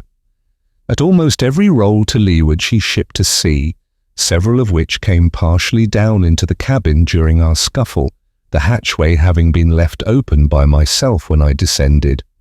The entire range of bulwarks to larboard had been swept away, as well as the caboose, together with the jolly boat from the counter. The creaking and working of the mainmast, too, gave indication that it was nearly sprung. To make room for more stowage in the afterhold, the heel of this mast had been stepped between decks, a very reprehensible practice, occasionally resorted to by ignorant shipbuilders, so that it was in imminent danger of working from its step. But, to crown all our difficulties, we plumbed the well and found no less than 7 feet of water. Leaving the bodies of the crew lying in the cabin, we got to work immediately at the pumps, Parker, of course, being set at liberty to assist us in the labour. Augustus's arm was bound up as well as we could effect it, and he did what he could, but that was not much. However, we found that we could just manage to keep the leak from gaining upon us by having one pump constantly going. As there were only 4 of us, this was severe labour, but we endeavoured to keep up our spirits and looked anxiously for daybreak, when we hoped to lighten the brig by cutting away the mainmast. In this manner we passed a night of terrible anxiety and fatigue, and, when the day at length broke, the gale had neither abated in the least, nor were there any signs of its abating. We now dragged the bodies on deck and threw them overboard. Our next care was to get rid of the mainmast. The necessary preparations having been made, Peters cut away at the mast, having found axes in the cabin, while the rest of us stood by the stays and lanyards. As the brig gave a tremendous lee lurch, the word was given to cut away the weather lanyards, which being done, the whole mass of wood and rigging plunged into the sea, clear of the brig and without doing any material injury. We now found that the vessel did not labour quite as much as before, but our situation was still exceedingly precarious, and in spite of the utmost exertions, we could not gain upon the leak without the aid of both pumps. The little assistance which Augustus could render us was not really of any importance. To add to our distress, a heavy sea, striking the brig to the windward, threw her off several points from the wind, and, before she could regain her position, another broke completely over her and hurled her full upon her beam ends. The ballast now shifted in a mass to leeward. The stowage had been knocking about perfectly at random for some time, and for a few moments we thought nothing could save us from capsizing. Presently, however, we partially righted, but, the ballast still retaining its place to larboard, we lay so much along that it was useless to think of working the pumps, which indeed we could not have done much longer in any case, as our hands were entirely raw with the excessive labour we had undergone and were bleeding in the most horrible manner. Contrary to Parker's advice, we now proceeded to cut away the foremast, and at length accomplished it after much difficulty, owing to the position in which we lay. In going overboard, the wreck took with it the bowsprit and left us a complete hulk. So far we had had reason to rejoice in the escape of our longboat, which had received no damage from any of the huge seas which had come on board. But we had not long to congratulate ourselves, for the foremast having gone, and of course the foresail with it, by which the brig had been steadied, every sea now made a complete breach over us, and in 5 minutes our deck was swept from stern to stern, the longboat and starboard bulwarks torn off, and even the windlass shattered into fragments. It was indeed hardly possible for us to be in a more pitiable condition. At noon there seemed to be some slight appearance of the gale's abating, but in this we were sadly disappointed, for it only lulled for a few minutes to blow with redoubled fury. About 4 in the afternoon it was utterly impossible to stand up against the violence of the blast, and, as the night closed in upon us, I had not a shadow of hope that the vessel would hold together until morning. By midnight we had settled very deep in the water, which was now up to the orlop deck. The rudder went soon afterward, the sea which tore it away lifting the after portion of the brig entirely from the water, against which she thumped in her descent with such a concussion as would be occasioned by going ashore. We had all calculated that the rudder would hold its own to the last, as it was unusually strong, being rigged as I have never seen one rigged either before or since. Down its main timber there ran a succession of stout iron hooks, and others in the same manner down the stern post. Through these hooks there extended a very thick wrought iron rod, the rudder being thus held to the stern post and swinging freely on the rod. The tremendous force of the sea which tore it off may be estimated by the fact that the hooks in the stern post, which ran entirely through it, being clinched on the inside, were drawn every one of them completely out of the solid wood. We had scarcely time to draw breath after the violence of this shock, when one of the most tremendous waves I had then ever known broke right on board of us, sweeping the companionway clear off, bursting in the hatchways, and firing every inch of the vessel with water. Chapter 9. Luckily, just before night, all 4 of us had lashed ourselves firmly to the fragments of the windlass, lying in this manner as flat upon the deck as possible. This precaution alone saved us from destruction. As it was, we were all more or less stunned by the immense weight of water which tumbled upon us, and which did not roll from above us until we were nearly exhausted. As soon as I could recover breath, I called aloud to my companions. Augustus alone replied, saying, "It is all over with us, and may God have mercy upon our souls." By and by both the others were enabled to speak, when they exhorted us to take courage, as there was still hope. It being impossible, from the nature of the cargo, that the brig could go down, and there being every chance that the gale would blow over by the morning, these words inspired me with new life.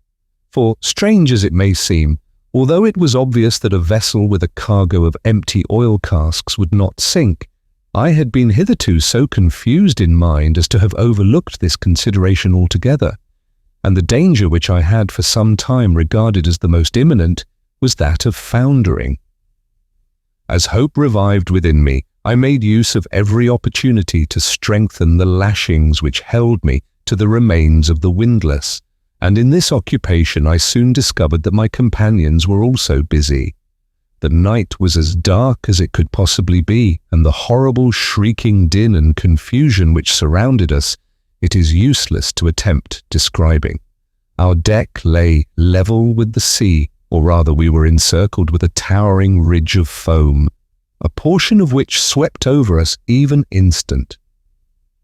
It is not too much to say that our heads were not fairly out of the water more than 1 second in 3. Although we lay close together, no one of us could see the other, or, indeed, any portion of the brig itself, upon which we were so tempestuously hurled about. At intervals we called one to the other, thus endeavouring to keep alive hope and render consolation and encouragement to such of us as stood most in need of it. The feeble condition of Augustus made him an object of solicitude with us all, and as, from the lacerated condition of his right arm, it must have been impossible for him to secure his lashings with any degree of firmness, we were in momentary expectation of finding that he had gone overboard. Yet to render him aid was a thing altogether out of the question. Fortunately, his station was more secure than that of any of the rest of us, for the upper part of his body lying just beneath a portion of the shattered windlass, the seas, as they tumbled in upon him, were greatly broken in their violence.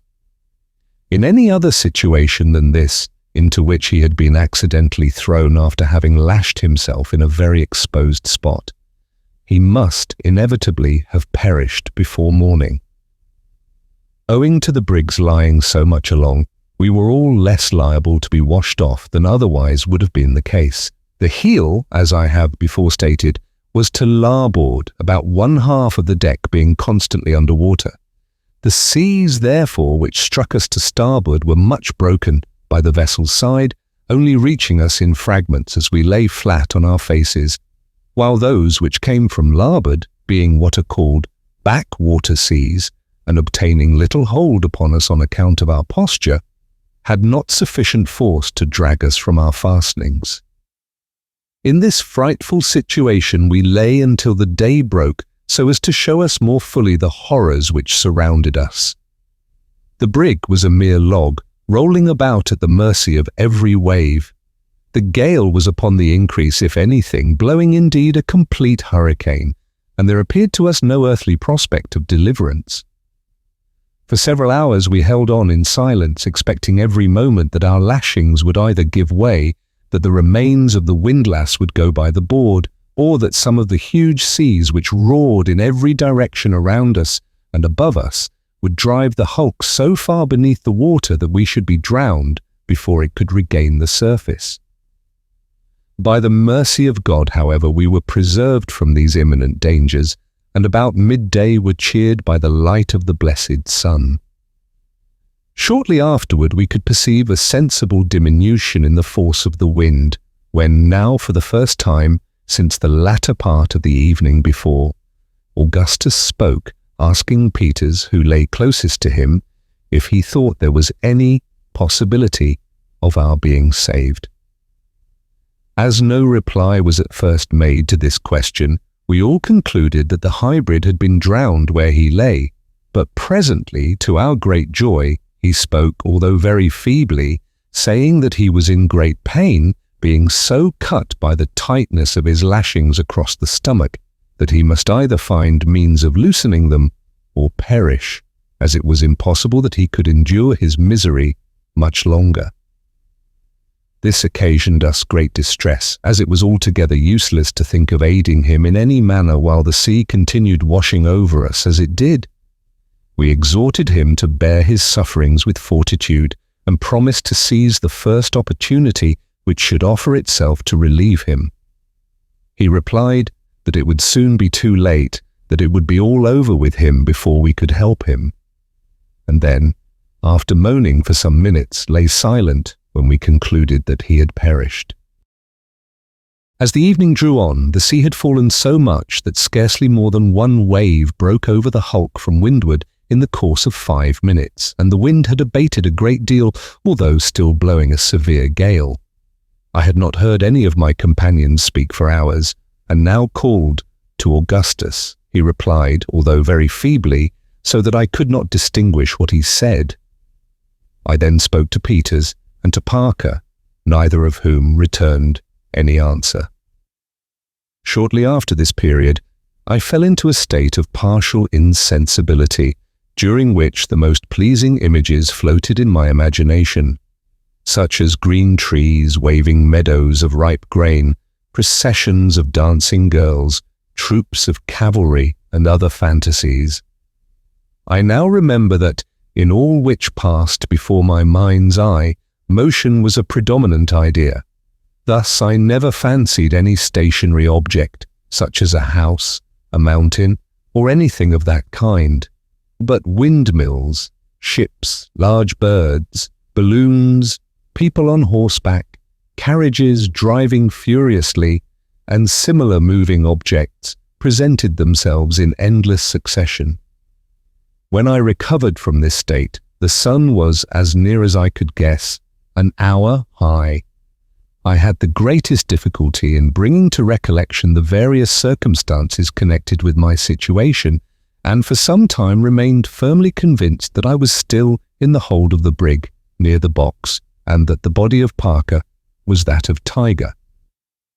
When I at length completely came to my senses, I found that the wind blew no more than a moderate breeze, and that the sea was comparatively calm, so much so that it only washed over the brig amidships.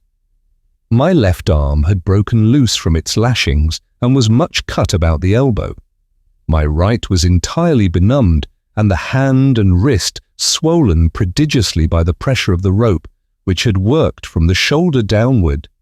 I was also in great pain from another rope which went about my waist, and had been drawn to an insufferable degree of tightness. Looking round upon my companions, I saw that Peters still lived, although a thick line was pulled so forcibly around his loins as to give him the appearance of being cut nearly in two. As I stiffed, he made a feeble motion to me with his hand, pointing to the rope. Augustus gave no indication of life whatever, and was bent nearly double across a splinter of the windlass. Parker spoke to me when he saw me moving, and asked me if I had not sufficient strength to release him from his situation, saying that if I would summon up what spirits I could and contrive to untie him, we might yet save our lives, but that otherwise we must all perish. I told him to take courage, and I would endeavour to free him. Feeling in my pantaloons pocket, I got hold of my penknife, and after several ineffectual attempts, at length succeeded in opening it. I then, with my left hand, managed to free my right from its fastenings, and afterward cut the other ropes which held me. Upon attempting, however, to move from my position, I found that my legs failed me altogether, and that I could not get up. Neither could I move my right arm in any direction. Upon mentioning this to Parker, he advised me to lie quiet for a few minutes, holding on to the windlass with my left hand so as to allow time for the blood to circulate.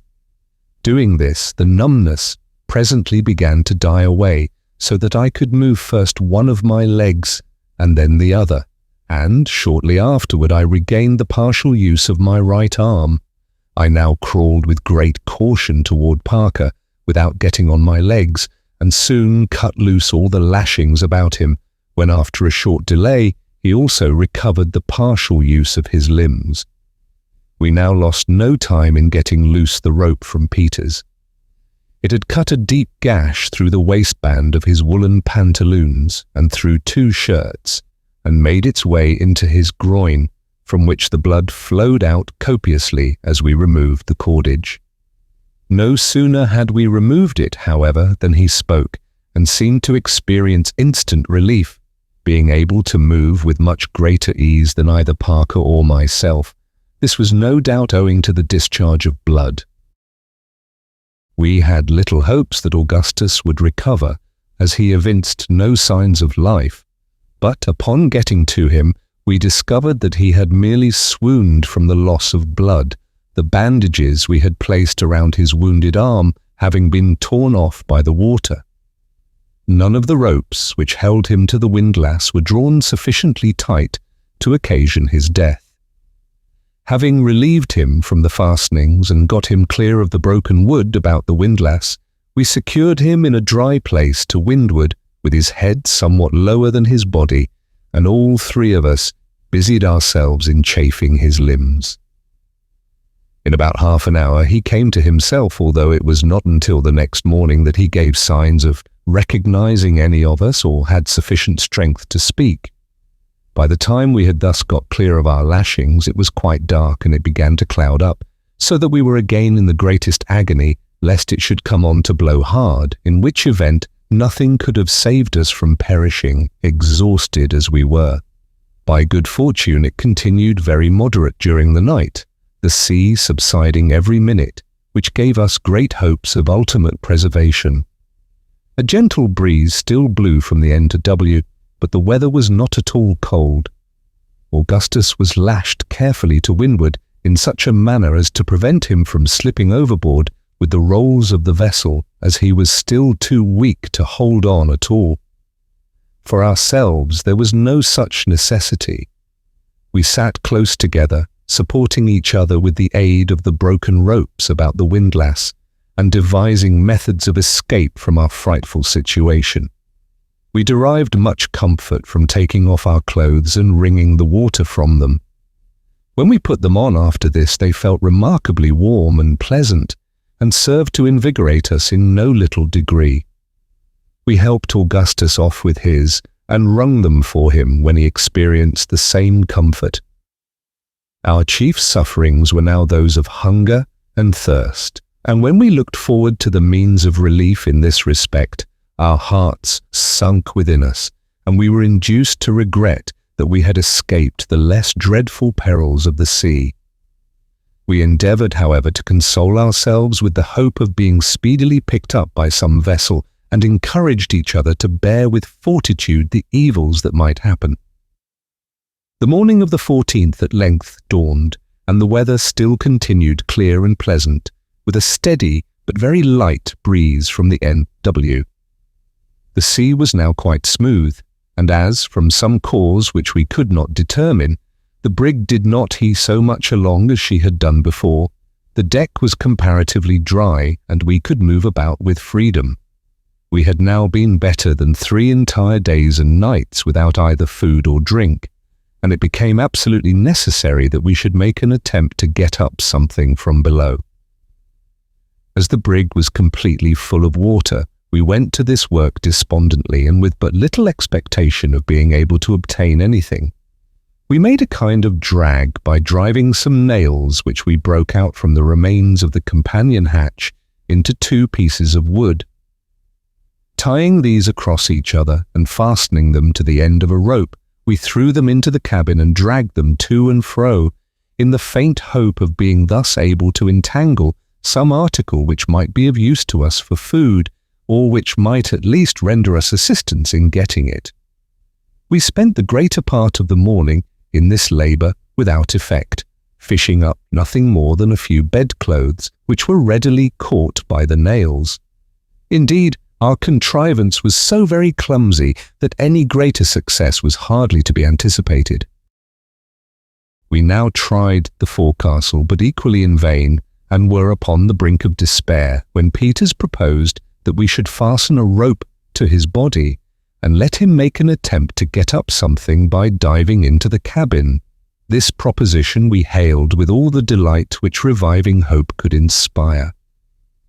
He proceeded immediately to strip off his clothes with the exception of his pantaloons, and a strong rope was then carefully fastened around his middle, being brought up over his shoulders in such a manner that there was no possibility of its slipping. The undertaking was one of great difficulty and danger, for as we could hardly expect to find much, if any, provision in the cabin itself, it was necessary that the diver, after letting himself down, should make a turn to the right and proceed under water a distance of 10 or 12 feet in a narrow passage to the storeroom, and return without drawing breath. Everything being ready, Peters now descended in the cabin, going down the companion ladder until the water reached his chin. He then plunged in, head first, turning to the right as he plunged, and endeavouring to make his way to the storeroom. In this first attempt, however, he was altogether unsuccessful. In less than half a minute after his going down, we felt the rope jerked violently, the signal we had agreed upon when he desired to be drawn up. We accordingly drew him up instantly, but so incautiously as to bruise him badly against the ladder. He had brought nothing with him, and had been unable to penetrate more than a very little way into the passage, owing to the constant exertions he found it necessary to make in order to keep himself from floating up against the deck. Upon getting out, he was very much exhausted, and had to rest full 15 minutes before he could again venture to descend. The second attempt met with even worse success, for he remained so long under water without giving the signal that, becoming alarmed for his safety, we drew him out without it, and found that he was almost at the last gasp, having, as he said, repeatedly jerked at the rope without our feeling it. This was probably owing to a portion of it having become entangled in the balustrade at the foot of the ladder. This balustrade was indeed so much in the way that we determined to remove it, if possible, before proceeding with our design. As we had no means of getting it away except by main force, we all descended into the water as far as we could on the ladder, and giving a pull against it with our united strength, succeeded in breaking it down. The third attempt was equally unsuccessful with the two first, and it now became evident that nothing could be done in this manner without the aid of some weight with which the diver might steady himself and keep to the floor of the cabin while making his search. For a long time we looked about in vain for something which might answer this purpose, but at length, to our great joy, we discovered one of the weather-fore chains so loose that we had not the least difficulty in wrenching it off. Having fastened this securely to one of his ankles, Peters now made his fourth descent into the cabin, and this time succeeded in making his way to the door of the steward's room. To his inexpressible grief, however, he found it locked, and was obliged to return without effecting an entrance, as, with the greatest exertion, he could remain under water not more, at the utmost extent, than a single minute. Our affairs now looked gloomy indeed, and neither Augustus nor myself could refrain from bursting into tears, as we thought of the host of difficulties which encompassed us, and the slight probability which existed of our finally making an escape. But this weakness was not of long duration. Throwing ourselves on our knees to God, we implored his aid in the many dangers which beset us, and arose with renewed hope and vigour to think what could yet be done by mortal means toward accomplishing our deliverance. Chapter 10. Shortly afterward an incident occurred which I am induced to look upon as more intensely productive of emotion, as far more replete with the extremes first of delight and then of horror, than even any of the 1,000 chances which afterward befell me in 9 long years, crowded with events of the most startling and, in many cases, of the most unconceived and unconceivable character. We were lying on the deck near the companionway, and debating the possibility of yet making our way into the storeroom, when looking toward Augustus, who lay fronting myself, I perceived that he had become, all at once, deadly pale, and that his lips were quivering in the most singular and unaccountable manner. Greatly alarmed, I spoke to him, but he made me no reply, and I was beginning to think that he was suddenly taken ill, when I took notice of his eyes, which were glaring apparently at some object behind me. I turned my head, and shall never forget the ecstatic joy which thrilled through every particle of my frame, when I perceived a large brig bearing down upon us, and not more than a couple of miles off.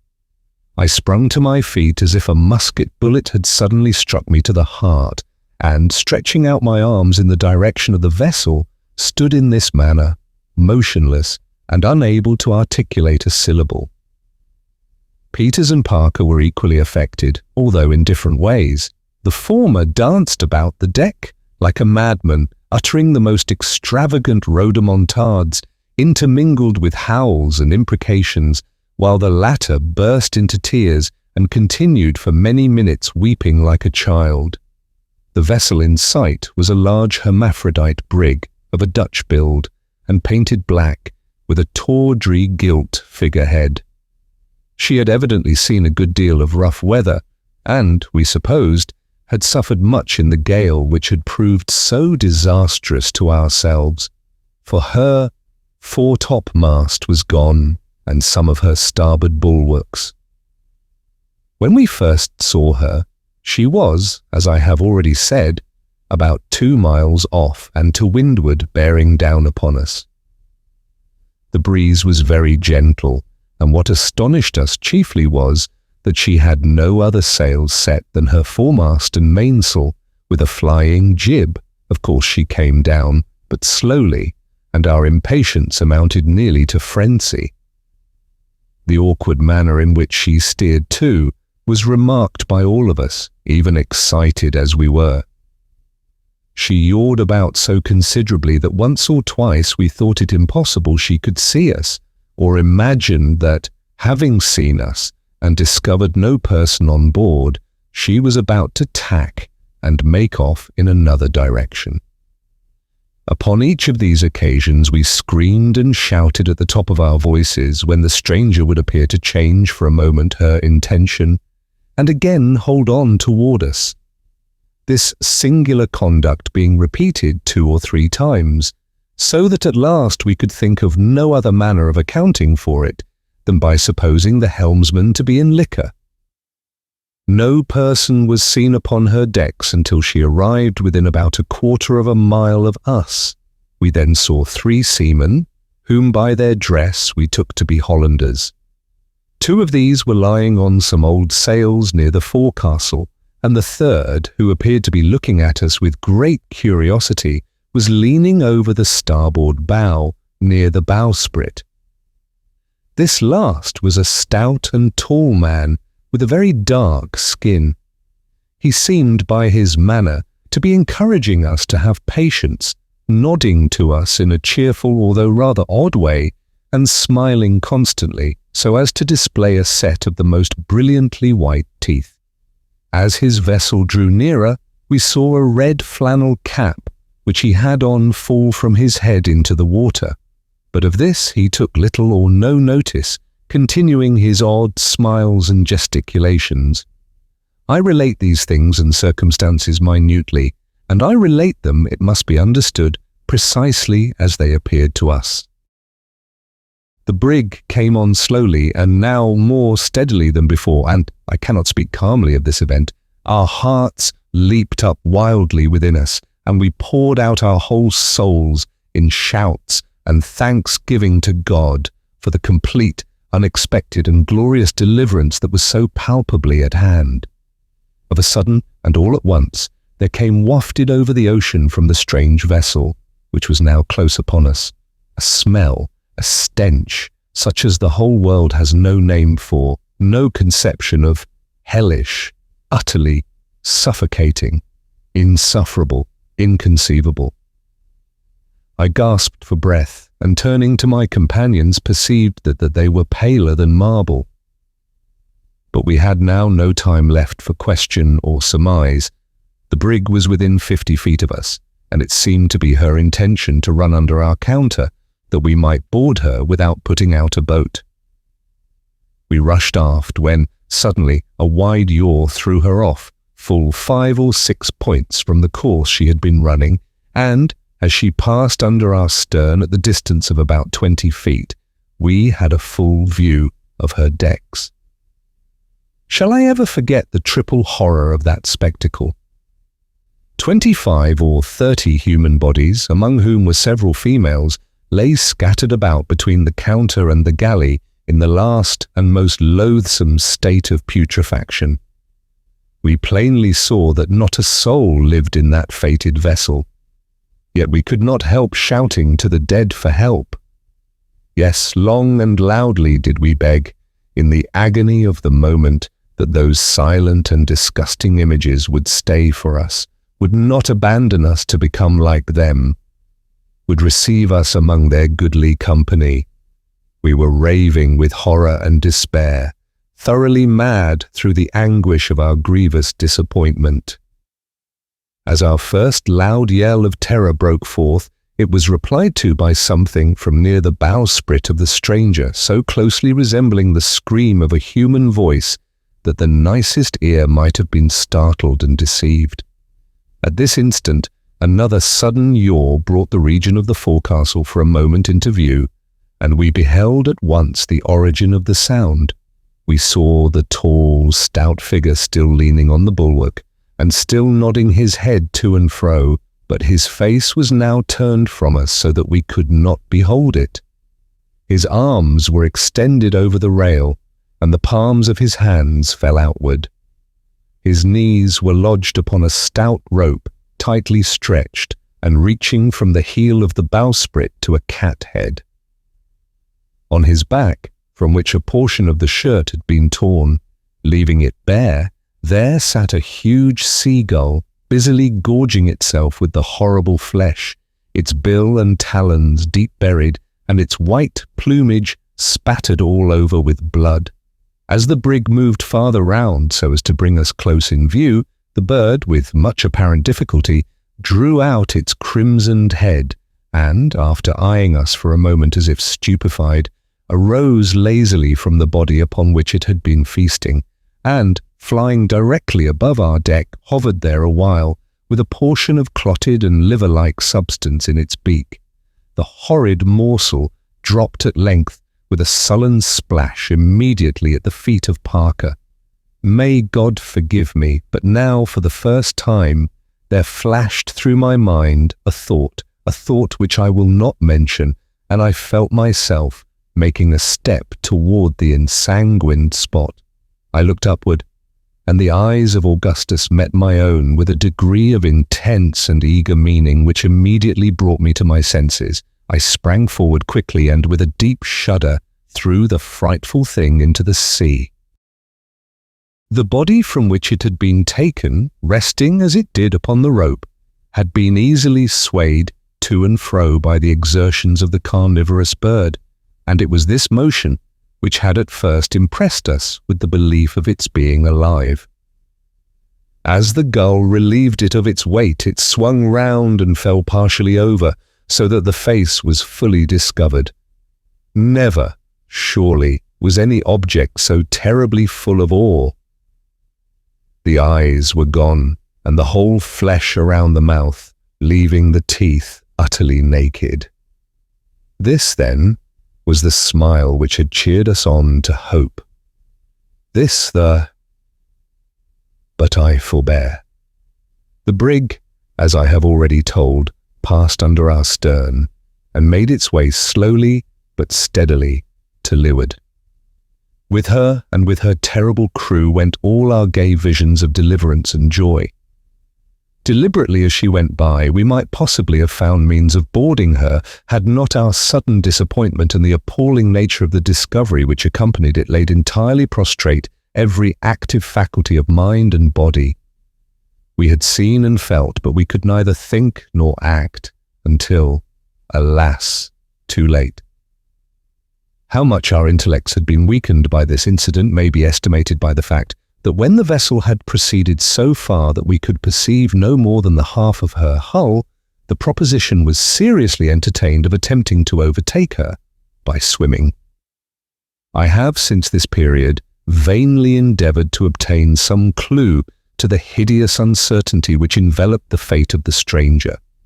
Her build and general appearance, as I have before stated, led us to the belief that she was a Dutch trader, and the dresses of the crew also sustained this opinion.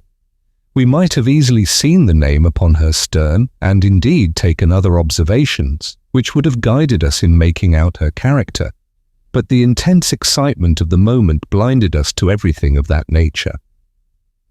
From the saffron-like hue of such of the corpses as were not entirely decayed, we concluded that the whole of her company had perished by the yellow fever, or some other virulent disease of the same fearful kind. If such were the case, and I know not what else to imagine, death, to judge from the positions of the bodies, must have come upon them in a manner awfully sudden and overwhelming, in a way totally distinct from that which generally characterizes even the most deadly pestilences with which mankind are acquainted. It is possible indeed that poison accidentally introduced into some of their sea stores may have brought about the disaster, or that the eating of some unknown venomous species of fish or other marine animal or oceanic bird might have induced it. But it is utterly useless to form conjectures where all is involved and will, no doubt, remain forever involved in the most appalling and unfathomable mystery. Chapter 11. We spent the remainder of the day in a condition of stupid lethargy, gazing after the retreating vessel until the darkness, hiding her from our sight, recalled us in some measure to our senses. The pangs of hunger and thirst then returned, absorbing all other cares and considerations. Nothing, however, could be done until the morning, and, securing ourselves as well as possible, we endeavoured to snatch a little repose. In this I succeeded beyond my expectations, sleeping until my companions, who had not been so fortunate, aroused me at daybreak to renew our attempts at getting up provisions from the hull. It was now a dead calm, with the sea as smooth as I've ever known it, the weather warm and pleasant. The brig was out of sight. We commenced our operations by wrenching off, with some trouble, another of the forechains, and having fastened both to Peter's feet, he again made an endeavour to reach the door of the storeroom, thinking it possible that he might be able to force it open, provided he could get at it in sufficient time. And this he hoped to do, as the hulk lay much more steadily than before. He succeeded very quickly in reaching the door, when, loosening one of the chains from his ankle, he made every exertion to force the passage with it, but in vain, the framework of the room being far stronger than was anticipated. He was quite exhausted with his long stay under water, and it became absolutely necessary that some other one of us should take his place. For this service Parker immediately volunteered, but after making 3 ineffectual efforts, found that he could never even succeed in getting near the door. The condition of Augustus's wounded arm rendered it useless for him to attempt going down, as he would be unable to force the room open should we reach it, and it accordingly now devolved upon me to exert myself for our common deliverance. Peters had left one of the chains in the passage, and I found, upon plunging in, that I had not sufficient balance to keep me firmly down. I determined, therefore, to attempt no more, in my first effort, than merely to recover the other chain. In groping along the floor of the passage for this, I felt a hard substance, which I immediately grasped, not having time to ascertain what it was, but returning and ascending instantly to the surface. The prize proved to be a bottle, and our joy may be conceived when I say that it was found to be full of port wine. Giving thanks to God for this timely and cheering assistance, we immediately drew the cork with my penknife, and each taking a moderate sup, felt the most indescribable comfort from the warmth, strength, and spirits with which it inspired us. We then carefully re-corked the bottle, and by means of a handkerchief, swung it in such a manner that there was no possibility of its getting broken. Having rested a while after this fortunate discovery, I again descended, and now recovered the chain with which I instantly came up. I then fastened it on and went down for the 3rd time, when I became fully satisfied that no exertions whatever, in that situation, would enable me to force open the door of the storeroom. I therefore returned in despair. There seemed now to be no longer any room for hope, and I could perceive in the countenances of my companions that they had made up their minds to perish. The wine had evidently produced in them a species of delirium which perhaps I had been prevented from feeling by the immersion I had undergone since drinking it. They talked incoherently and about matters unconnected with our condition, Peters repeatedly asking me questions about Nantucket. Augustus, too, I remember, approached me with a serious air and requested me to lend him a pocket comb, as his hair was full of fish scales, and he wished to get them out before going on shore. Parker appeared somewhat less affected and urged me to dive at random into the cabin and bring up any article which might come to hand. To this I consented, and in the first attempt, after staying under a full minute, brought up a small leather trunk belonging to Captain Barnard. This was immediately opened in the faint hope that it might contain something to eat or drink. We found nothing, however, except a box of razors and 2 linen shirts. I now went down again and returned without any success. As my head came above water, I heard a crash on deck, and, upon getting up, saw that my companions had ungratefully taken advantage of my absence to drink the remainder of the wine, having let the bottle fall in the endeavour to replace it before I saw them. I remonstrated with them on the heartlessness of their conduct, when Augustus burst into tears. The other 2 endeavoured to laugh the matter off as a joke, but I hope never again to behold laughter of such a species. The distortion of countenance was absolutely frightful. Indeed, it was apparent that the stimulus, in the empty state of their stomachs, had taken instant and violent effect, and that they were all exceedingly intoxicated. With great difficulty I prevailed upon them to lie down, when they fell very soon into a heavy slumber, accompanied with loud, stertorous breathing. I now found myself, as it were, alone in the brig, and my reflections, to be sure, were of the most fearful and gloomy nature. No prospect offered itself to my view but a lingering death by famine, or, at the best, by being overwhelmed in the first gale which should spring up, for in our present exhausted condition we could have no hope of living through another. The gnawing hunger which I now experienced was nearly insupportable, and I felt myself capable of going to any lengths in order to appease it. With my knife I cut off a small portion of the leather trunk and endeavoured to eat it, but found it utterly impossible to swallow a single morsel, although I fancied that some little alleviation of my suffering was obtained by chewing small pieces of it and spitting them out. Toward night my companions awoke, one by one, each in an indescribable state of weakness and horror, brought on by the wine, whose fumes had now evaporated. They shook as if with a violent ague, and uttered the most lamentable cries for water. Their condition affected me in the most lively degree, at the same time causing me to rejoice in the fortunate train of circumstances which had prevented me from indulging in the wine, and consequently from sharing their melancholy and most distressing sensations. Their conduct, however, gave me great uneasiness and alarm, for it was evident that, unless some favourable change took place, they could afford me no assistance in providing for our common safety. I had not yet abandoned all idea, being able to get up something from below, but the attempt could not possibly be resumed until some one of them was sufficiently master of himself to aid me by holding the end of the rope while I went down. Parker appeared to be somewhat more in possession of his senses than the others, and I endeavoured, by every means in my power, to rouse him. Thinking that a plunge in the sea-water might have a beneficial effect, I contrived to fasten the end of a rope around his body, and then, leading him to the companion-way, he remaining quite passive all the while, pushed him in and immediately drew him out. I had good reason to congratulate myself upon having made this experiment, for he appeared much revived and invigorated, and upon getting out, asked me, in a rational manner, why I had so served him. Having explained my object, he expressed himself indebted to me, and said that he felt greatly better from the immersion, afterward conversing sensibly upon our situation.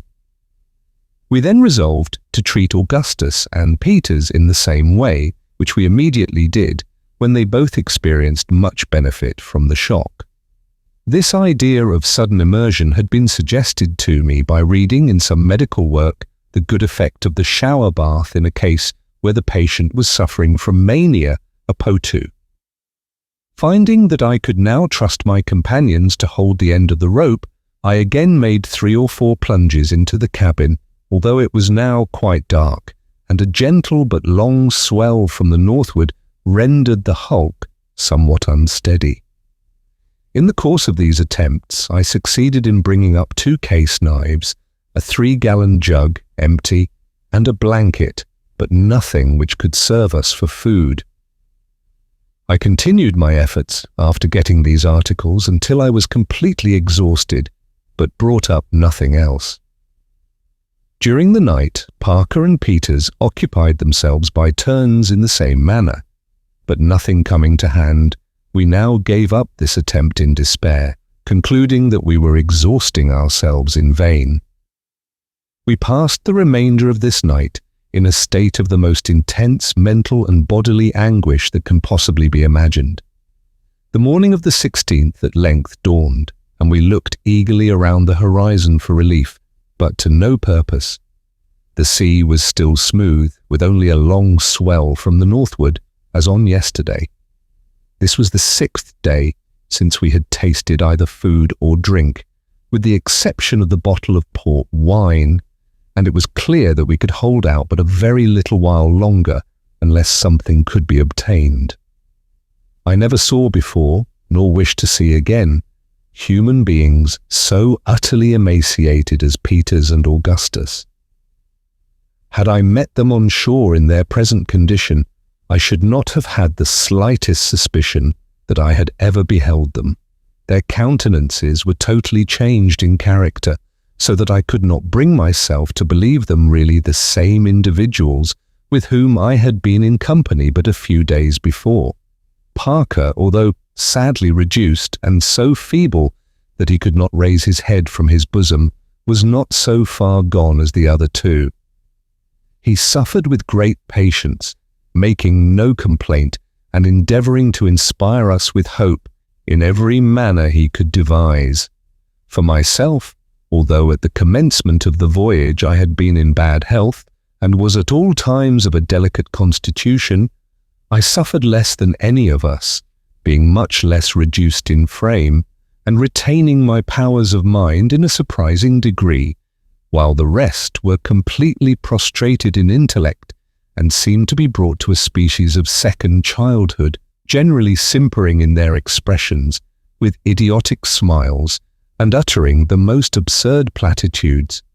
At intervals, however, they would appear to revive suddenly, as if inspired all at once with a consciousness of their condition, when they would spring upon their feet in a momentary flash of vigour, and speak, for a short period, of their prospects in a manner altogether rational, although full of the most intense despair.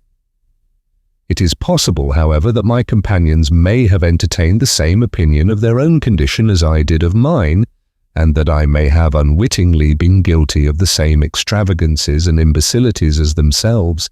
This is a matter which cannot be determined. About noon, Parker declared that he saw land off the larboard quarter, and it was with the utmost difficulty I could restrain him from plunging into the sea with the view of swimming toward it.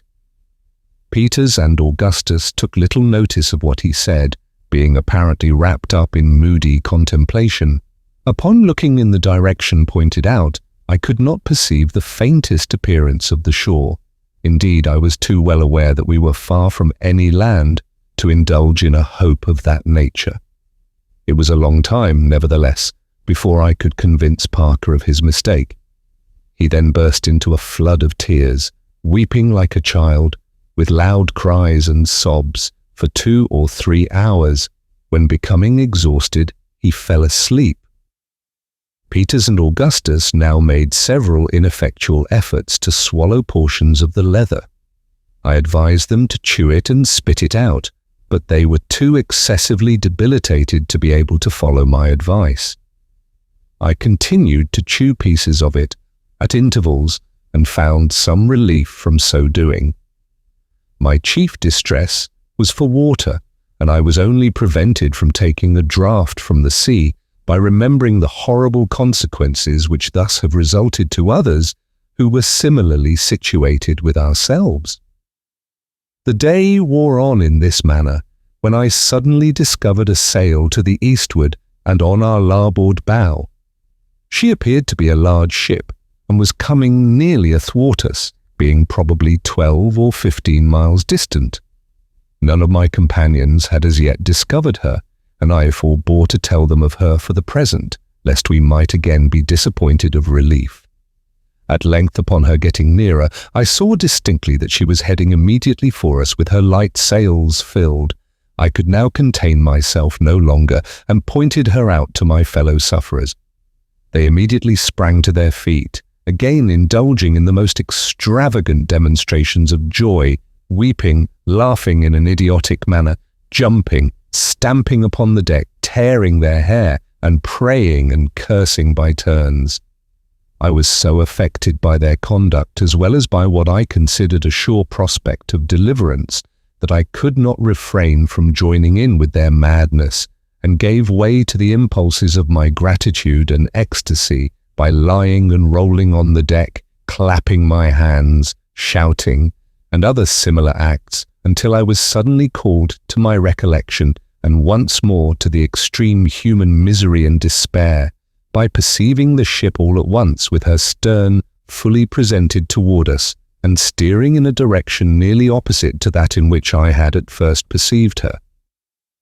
It was some time before I could induce my poor companions to believe that this sad reverse in our prospects had actually taken place. They replied to all my assertions with a stare and a gesture, implying that they were not to be deceived by such misrepresentations. The conduct of Augustus most sensibly affected me. In spite of all I could say or do to the contrary, he persisted in saying that the ship was rapidly nearing us, and in making preparations to go on board of her. Some seaweed floating by the brig, he maintained that it was the ship's boat, and endeavoured to throw himself upon it, howling and shrieking in the most heart-rending manner, when I forcibly restrained him from thus casting himself into the sea.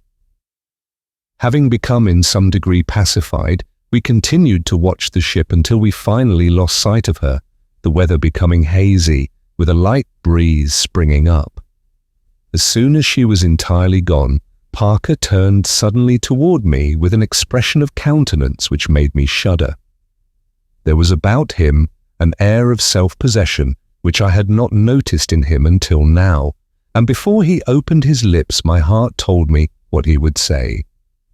He proposed in a few words that one of us should die to preserve the existence of the others. Chapter 12.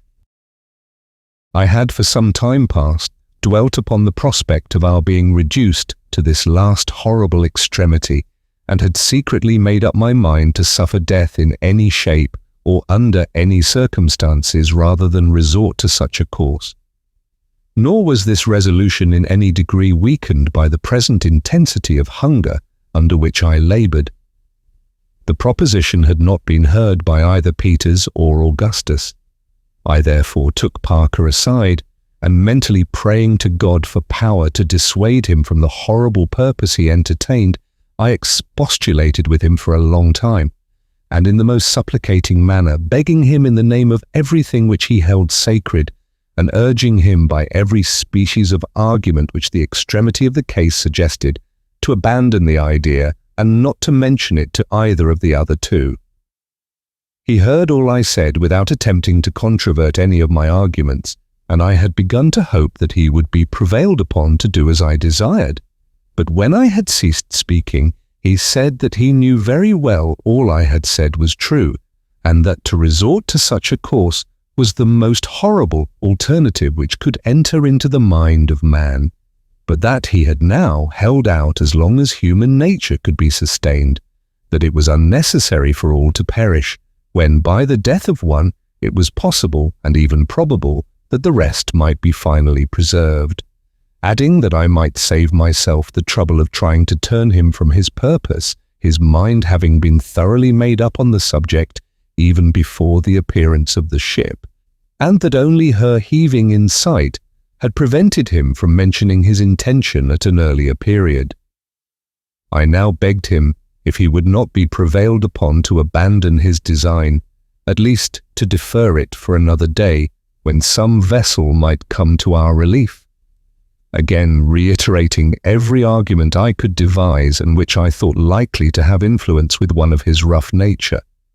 He said in reply that he had not spoken until the very last possible moment, that he could exist no longer without sustenance of some kind, and that therefore in another day his suggestion would be too late, as regarded himself at least. Finding that he was not to be moved by anything I could say in a mild tone, I now assumed a different demeanour, and told him that he must be aware I had suffered less than any of us from our calamities, that my health and strength, consequently, were at that moment far better than his own, or than that either of Peter's or Augustus. In short, that I was in a condition to have my own way by force if I found it necessary, and that if he attempted in any manner to acquaint the others with his bloody and cannibal designs, I would not hesitate to throw him into the sea. Upon this he immediately seized me by the throat, and drawing a knife, made several ineffectual efforts to stab me in the stomach, an atrocity which his excessive debility alone prevented him from accomplishing. In the meantime, being roused to a high pitch of anger, I forced him to the vessel's side with the full intention of throwing him overboard. He was saved from his fate, however, by the interference of Peters, who now approached and separated us, asking the cause of the disturbance. This Parker told before I could find means, in any manner, to prevent him. The effect of his words was even more terrible than what I had anticipated. Both Augustus and Peters, who, it seems, had long secretly entertained the same fearful idea which Parker had been merely the first to broach, joined with him in his design and insisted upon its immediately being carried into effect. I had calculated that one at least of the two former would be found still possessed of sufficient strength of mind to side with myself in resisting any attempt to execute so dreadful a purpose, and with the aid of either one of them I had no fear of being able to prevent its accomplishment. Being disappointed in this expectation, it became absolutely necessary that I should attend to my own safety, as a further resistance on my part might possibly be considered by men in their frightful condition a sufficient excuse for refusing me fair play in the tragedy that I knew would speedily be enacted. I now told them I was willing to submit to the proposal, merely requesting a delay of about 1 hour, in order that the fog which had gathered around us might have an opportunity of lifting, when it was possible that the ship we had seen might be again in sight. After great difficulty I obtained from them a promise to wait thus long, and, as I had anticipated, a breeze rapidly coming in, the fog lifted before the hour had expired, when, no vessel appearing in sight, we prepared to draw lots. It is with extreme reluctance that I dwell upon the appalling scene which ensued, a scene which, with its minutest details, no after events have been able to efface in the slightest degree from my memory, and whose stern recollection will embitter every future moment of my existence. Let me run over this portion of my narrative with as much haste as the nature of the events to be spoken of will permit. The only method we could devise for the terrific lottery, in which we were to take each a chance, was that of drawing straws. Small splinters of wood were made to answer our purpose, and it was agreed that I should be the holder. I retired to one end of the hulk, while my poor companions silently took up their station in the other, with their backs turned toward me. The bitterest anxiety which I endured at any period of this fearful drama was while I occupied myself in the arrangement of the lots. There are few conditions into which man can possibly fall where he will not feel a deep interest in the preservation of his existence, an interest momentarily increasing with the frailness of the tenure by which that existence may be held. But now that the silent, definite, and stern nature of the business in which I was engaged, so different from the tumultuous dangers of the storm or the gradually approaching horrors of famine, allowed me to reflect on the few chances I had of escaping the most appalling of deaths, a death for the most appalling of purposes. Every particle of that energy, which had so long buoyed me up, departed like feathers before the wind, leaving me a helpless prey to the most abject and pitiable terror. I could not, at first, even summon up sufficient strength to tear and fit together the small splinters of wood, my fingers absolutely refusing their office and my knees knocking violently against each other. My mind ran over rapidly 1,000 absurd projects by which to avoid becoming a partner in the awful speculation. I thought of falling on my knees to my companions and entreating them to let me escape this necessity, of suddenly rushing upon them, and by putting one of them to death, of rendering the decision by lot useless. In short, of everything but of going through with the matter I had in hand. At last, after wasting a long time in this imbecile conduct, I was recalled to my senses by the voice of Parker, who urged me to relieve them at once from the terrible anxiety they were enduring.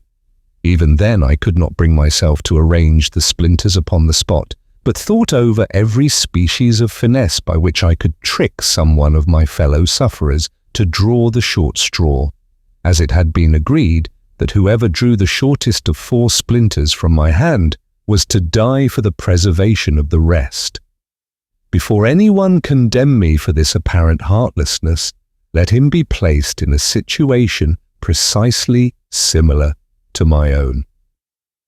At length delay was no longer possible, and, with a heart almost bursting from my bosom, I advanced to the region of the forecastle where my companions were awaiting me.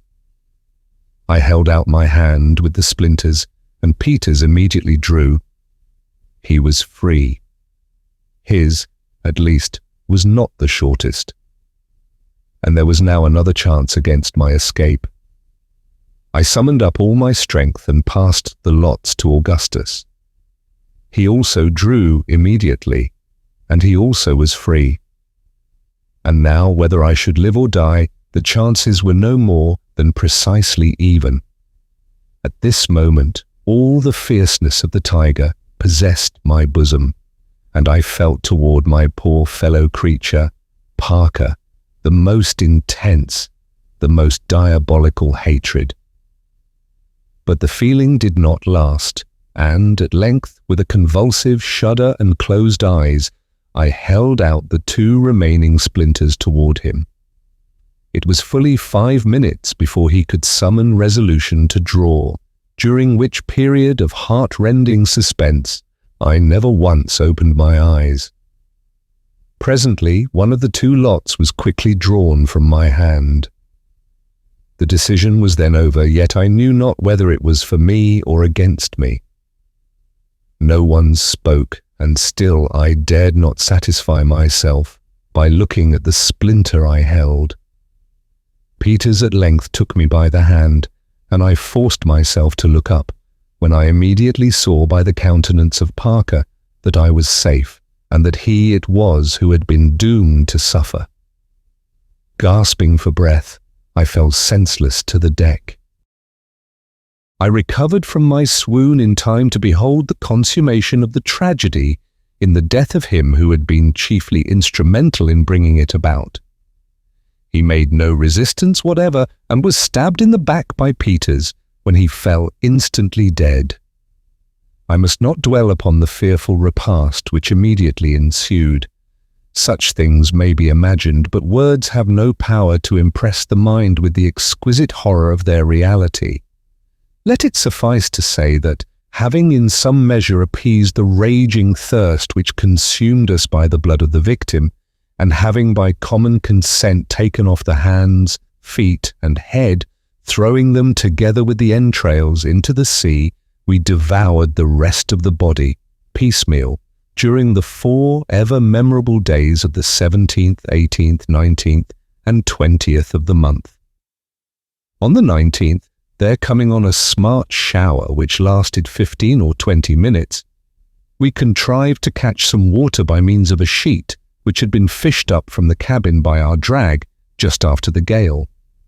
The quantity we took in all did not amount to more than half a gallon, but even this scanty allowance supplied us with comparative strength and hope. On the 21st, we were again reduced to the last necessity. The weather still remained warm and pleasant, with occasional fogs and light breezes, most usually from north to west. On the 22nd, as we were sitting close huddled together, gloomily revolving over our lamentable condition, there flashed through my mind all at once an idea which inspired me with a bright gleam of hope. I remembered that, when the foremast had been cut away, Peters, being in the windward chains, passed one of the axes into my hand, requesting me to put it, if possible, in a place of security, and that a few minutes before the last heavy sea struck the brig and filled her, I had taken this axe into the forecastle and laid it in one of the larboard berths. I now thought it possible that, by getting at this axe, we might cut through the deck over the storeroom and thus readily supply ourselves with provisions. When I communicated this object to my companions, they uttered a feeble shout of joy, and we all proceeded forthwith to the forecastle. The difficulty of descending here was greater than that of going down in the cabin, the opening being much smaller, for it will be remembered that the whole framework about the cabin companion hatch had been carried away, whereas the forecastle way, being a simple hatch of only about 3 feet square, had remained uninjured. I did not hesitate, however, to attempt the descent, and a rope being fastened round my body as before, I plunged boldly in, feet foremost, made my way quickly to the berth, and at the first attempt brought up the axe. It was hailed with the most ecstatic joy and triumph, and the ease with which it had been obtained was regarded as an omen of our ultimate preservation. We now commenced cutting at the deck with all the energy of rekindled hope, Peters and myself taking the axe by turns, Augustus's wounded arm not permitting him to aid us in any degree.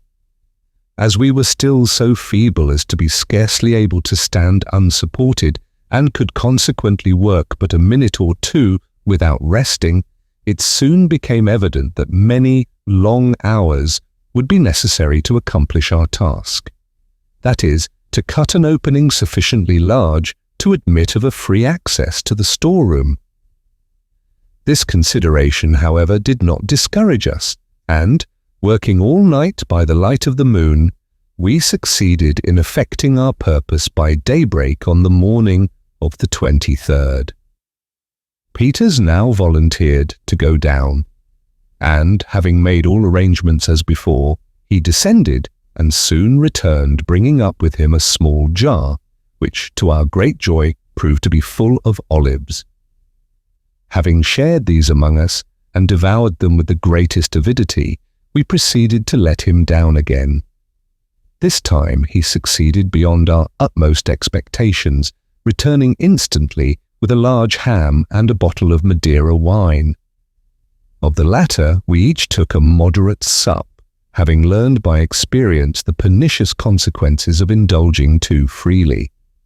The ham, except about 2 pounds near the bone, was not in a condition to be eaten, having been entirely spoiled by the salt water. The sound part was divided among us. Peters and Augustus, not being able to restrain their appetite, swallowed theirs upon the instant. But I was more cautious, and ate but a small portion of mine, dreading the thirst which I knew would ensue. We now rested a while from our labours, which had been intolerably severe. By noon, feeling somewhat strengthened and refreshed, we again renewed our attempt at getting up provisions, Peters and myself going down alternately, and always with more or less success, until sundown.